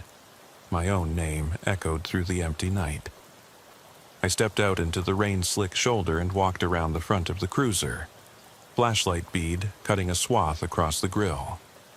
The hood was wet, rain sheets dripping in rivulets.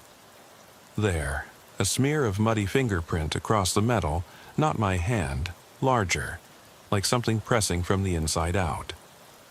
I traced it, fingertips grazing the cold surface, and the image of that driver, mouth covered with his shaking hands, flickered through my mind. I tore my eyes from the cruiser and turned back to the woods, expecting to see movement. Instead, all I saw was my own reflection in the wet asphalt, illuminated by the glow of distant station lights. I tested the engine ignition switch. It turned over, rumbled to life. The radio crackled just for a moment with voices. Unit 12-10-4 were en route. Then silence. I sat behind the wheel, door still open, and stared down the road into darkness. Every instinct told me to leave, to drive until my head cleared, until morning sun burned this terror to ash. But the moment I shifted into drive, something flickered in the rearview mirror. A movement on the shoulder, right beside the cruiser's hatch. I killed the motor and the headlights. Darkness pressed in like velvet. The only sound was the radio's soft ticking and my own labored breathing. My flashlight beam swept back to the taillights and caught a figure standing just beyond the range, shoulder height compared to me, hunched, still. I rotated, flicked the beam higher, and saw it. A small hand pressed flat against the glass of the rear window. My skin crawled. I reached instinctively for the door handle but froze. The hand was pale, too pale, and the rest of the figure receded into blackness. My mind raced. Child, phantom, saboteur. All I knew was that it was human-shaped, one hand planting itself like a grotesque flower against the cold glass. I clicked off the flashlight. My chest tightened. For a long moment I sat in the suffocating dark, listening to my pulse drum through my temples. Then I heard it, very softly, from just outside the cruiser's open door. Knock, knock. My arm trembled as I reached for the door. Knee locked, I braced to stand. The knocks came again, heavy and deliberate, echoing through the metal frame. Knock, knock. At that precise moment, the engine roared back to life, headlights flaring, illuminating the road ahead, and showing me nothing but empty asphalt. I slammed the door shut, turning the key, lights blazing, and spun the wheel toward the station. Tires hissed as I peeled away. In the mirror, I saw the cruiser's beam flicker once more over the shoulder, where no one stood, or so it seemed. But the rubber boot lay where it had fallen, half buried in mud on the shoulder, as though someone had dropped it waiting for me to return. As I rocketed down the road, rain slicing across the windshield, I realized I'd left something behind. Not just a boot, but a piece of whatever had been hunting me. And in that sickening awareness, my whole world narrowed to one question that pounded louder than the storm. When will it come back for it? I didn't slow down until the station's floodlights glared through the windshield, washing out the darkness in stark white. I parked crookedly against the pavement's edge, heart pounding so hard I thought it might jar loose. I killed the engine and sat in silence, the radio dead again, the storm's patter outside my door dwindling to a hush. I forced my hand to rise and open the door. The night air was cool, damp, heavy with the smell of pine and something else, something metallic, like the linger of blood or machine oil. I stepped out and slammed the door. Footprints in the mud beside the road told me someone, or something, had followed me back. The prints were too large for my cruiser boots, far larger even than the pair that had haunted those back roads. Deep treads pressed into clay, sliced by the rain into jagged edges. They led not toward the station, but away, into the inky black where the trees leaned down like silent sentinels. Instinct urged me to run inside, slam the heavy doors, and lock down until morning. Instead, I grabbed my flashlight and jogged after the prints, boots slipping in mud and scattered pine needles. Every step echoed with the memory of that boot at the cruiser's shoulder, the phantom hand on the glass, the knocks that rattled my bones. I realized then that it wasn't just hunting me. It was toying with me, drawing me into its domain. The prints led to a break in the woods, a narrow path illuminated only by my beam. I followed, heart hammering, mind whirring with every possible explanation. A prank, a vigilante, a terrified child playing with shadows, and every thought felt too small, too rational. The path curved, bringing me to a small clearing I'd never seen before, though the station lot lay directly behind me. In the center stood an old, rusted swing set, half buried in overgrowth, metal chains swaying in a breeze I couldn't feel. Beneath the swings, the ground was churned, as though someone had knelt there, clawing at the earth. My light flicked downward. There, half buried in mud and leaves, lay the map from the first stop, stitched together in sections. The county roads, the chalk scrawl, now blackened and torn apart into a crude mosaic. Surrounding it in a circle were the 4 rubber boots I'd found over the previous hours. Each one pointed inward, like a compass arrow aimed at the map's broken heart. In the center, a 5th boot lay, sole down, lace undone. It looked fresh, no mud, no rain, as if placed there only moments ago. Breathing hard, I knelt beside it and reached out. The leather was cold, impossibly cold, as though it had been forged in ice. I pried it up and turned it over. Inside, tucked into the toe cavity, was a child's photograph, edges curled, soaked through, of a small boy grinning into the camera, baseball cap tilted back, eyes blazing with mischief. On the back, scrawled in the same spidery hand, "Thank you for finding me." My vision blurred. The boy's face seemed to shift in the dim light, smiling one moment, then mouth drawn tight in a silent scream the next. I slammed the boot back down, heart pounding so violently it hurt, and dropped to one knee. The map pieces scattered at my feet, but at the center of the circle, the chalk word "home" glowed faintly, as if freshly drawn. A voice drifted from the tree line, soft, distant, familiar. I froze, every nerve alight. It said, "Officer," then paused. "Thank you." The words were gentle, tinged with relief, and yet they cut through me like a blade. I swept my flashlight to the edge of the clearing. No figure, no silhouette. Only the trees standing sentinel, branches scratching at the sky. I snapped off the beam. Darkness enveloped me. The only sound was my own ragged breathing and the distant hum of the station lights.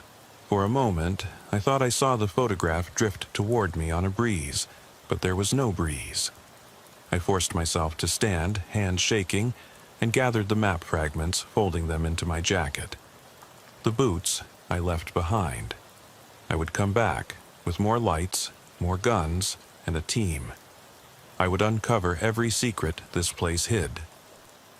I stepped back onto the path, turned toward the station, and noticed that the footprints had vanished. Erased as if they'd never been. No sign of the path, no swing set, nothing but undisturbed forest floor. My flashlight flickered on and off as I approached the edge of the woods, and I shook it until it steadied, casting a single beam down the path I'd taken. But at the forest's mouth, where the swing set should have been, stood a small figure, backlit by the station's glare. The silhouette was unmistakably a child, small shoulders, baseball cap, standing stock still, head tilted. I stopped. My hand flew to my holster, shotgun instinct humming through me, but I hesitated before drawing. The figure didn't move. I called out, voice echoing, "Hey kid, you okay?" No answer. The rain had started again, soft taps on my shoulders. I advanced one cautious step. The figure raised an arm and pointed, straight back into the forest. Then the head turned, and in that moment I saw the face, half covered by shadow, one eye missing, the other wide with sorrow. The skin was pale as moonlight, stretched tight over bone. A grin curled at the corner of lips that had no warmth. It whispered, barely audible over my own pulse, "Welcome home." Then it stepped forward, only 3 steps, and vanished into the mist. The rain's rhythm quickened, hissing on the pavement. I stood paralyzed, the photo of the boy burning in my mind, the swamp of unanswered questions closing in around me. I turned back toward the station, every instinct screaming to run inside and lock the door. But as I reached the curb, I spotted something etched into the wet asphalt. A single child-sized footprint, pressed into the road, pointing straight at me. No other prints followed, just that one imprint, clear as night, as if stamped there for me to find. I felt the weight of every unanswered call, every missing person file gathering dust in some forgotten drawer. I realized I had become part of a story that had no end, no neat resolution. And as I stood there, soaked to the bone, the radio sputtered to life with distant cracking voices calling my call sign. I flicked it on, but no one spoke. Just static that hummed and coalesced into a whisper. Home. I didn't turn back to the boots or the woods. Instead, I climbed into my cruiser and sat, breath steadying, eyes locked on that single footprint. The sirens I never heard approached, growing louder until they were right beside me. The door swung open, floodlights dancing across the dash. I looked up to see the boy's grin, bone white in the glare, hovering in the doorway before slipping into the cab beside me. My hand twitched toward the door handle, then the boy's eyes fixed on mine, and he mouthed one word, "Stay." I jerked awake, heart hammering, the cab empty. The door was shut. The station lights rotated overhead, and on the wet asphalt by my tire lay a single rubber boot, lace undone, pointing back toward the forest. I sat there until dawn stained the sky gray, cradling that boot in my lap. I still haven't brought it inside. And every time I close my eyes, I hear the boys whisper in the dark, beckoning me back to that clearing, to the swing set in the mist, to the promise that some things once found can never truly go home. I didn't sleep that night. Dawn lingered just beyond the station's windows, pale light creeping over wet pavement. But inside the locker room, my thoughts were darker than any midnight road. I kept the single rubber boot in an evidence bag on my desk, taped shut, as if containing it would somehow hold back what it represented. I scrawled notes in my log, dates, times, locations, odd details, the map scraps, the playground swing set, the child's photograph, the boot circle. I filed every report under unresolved, suspicious activity, but my gut told me it was more than that. By mid-morning, I had cobbled together 6 missing child bulletins and unsolved runaway cases from the past year, all centered on this county's southern precinct, cases judged unlikely because the kids turned up eventually or simply vanished without leverage. I studied their photos, ages 6 to 10, wide eyes and smiling faces. They looked happy, normal. And then they disappeared. In each file, a line noted last known sighting. Child seen playing near abandoned park at night. Child failed to return home from grandmother's house. Child glanced toward woods, then ran screaming. All places within a 10-mile radius of County Road 47 and Radar Road. I ran my coffee cold and rewrote my report 4 times. Each rephrasing felt inadequate before the pattern, the tapestry of missing year threads.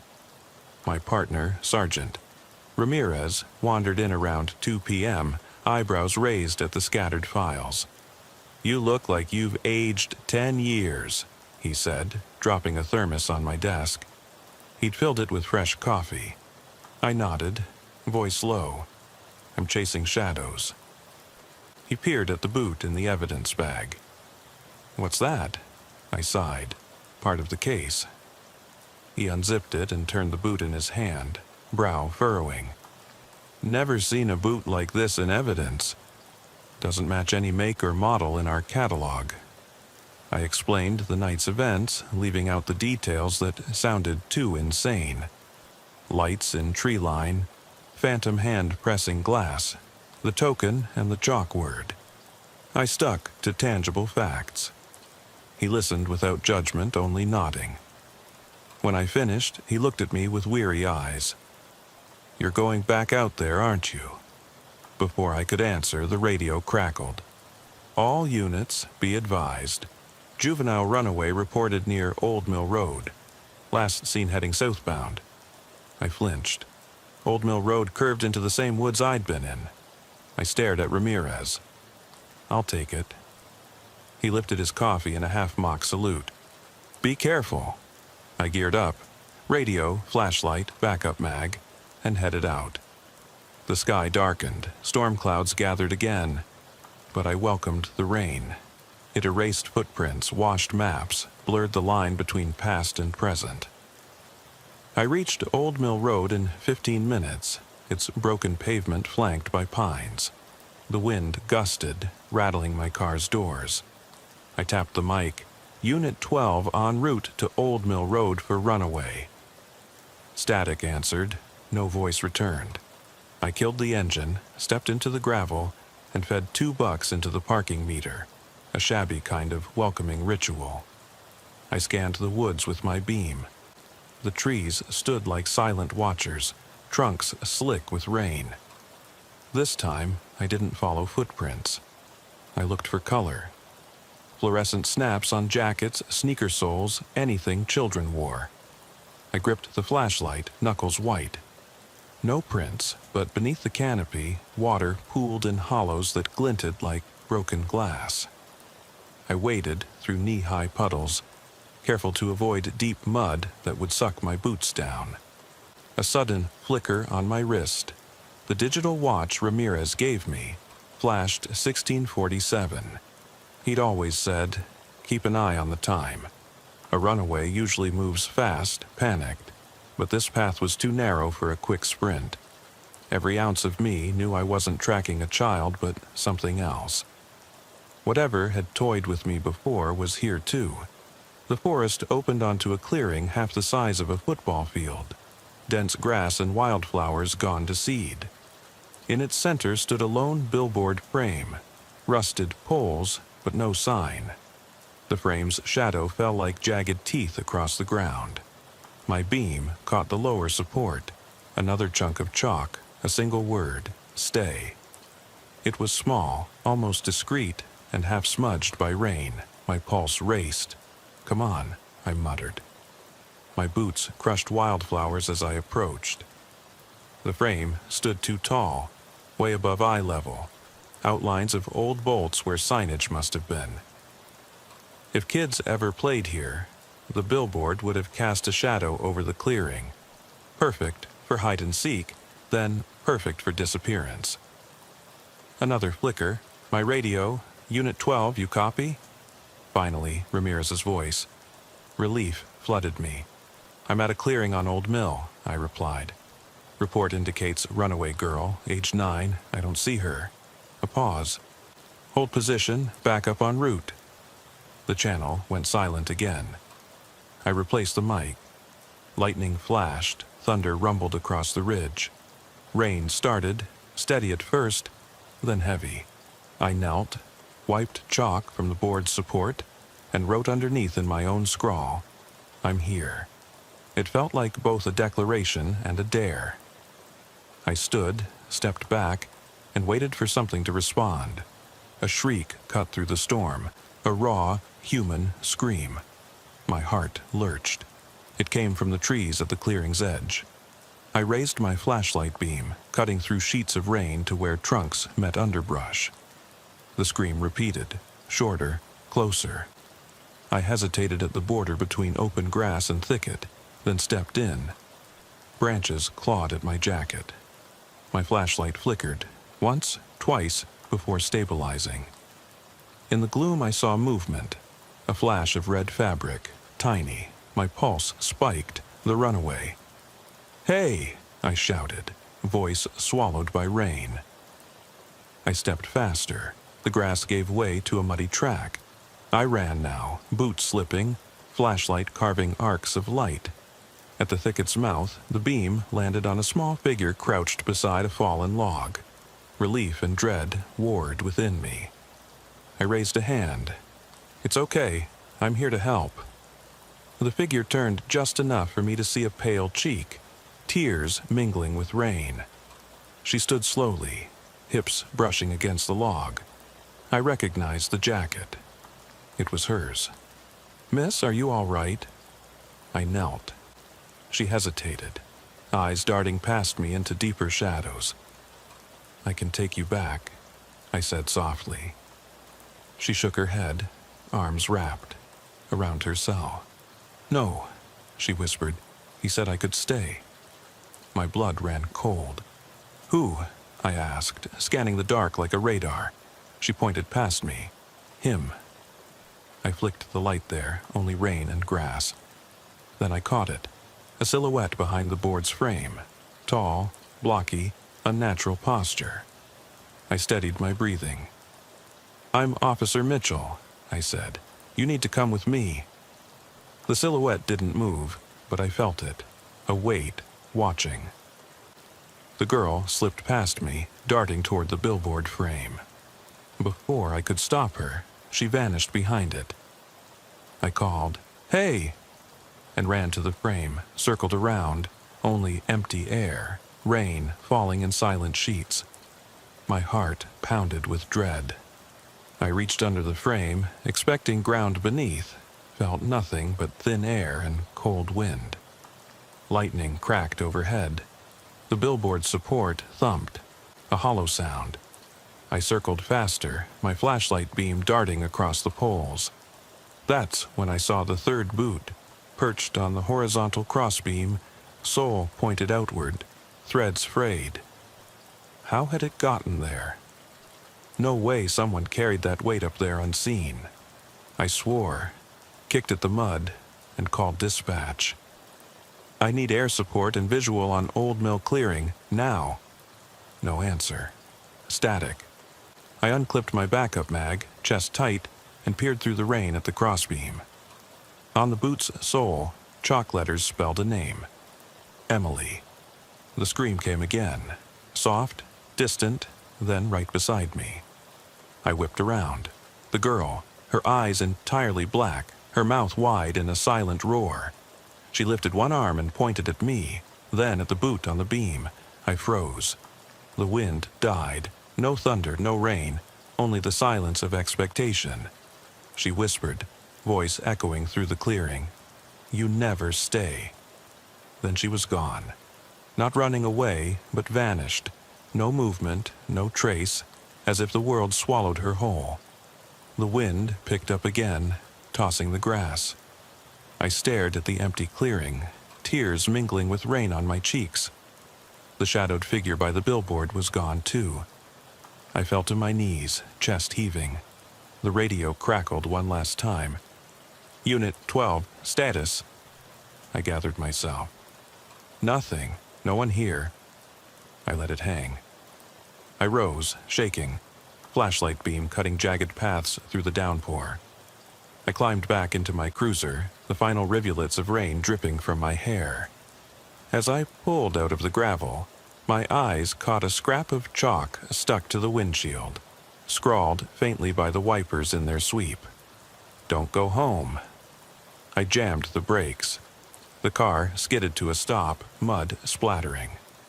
I reached out and traced the letters, barely legible through the rain. "Don't go home." My blood ran cold. I glanced at the road behind me. No footprints, no kids, just the mist rising from the broken pavement.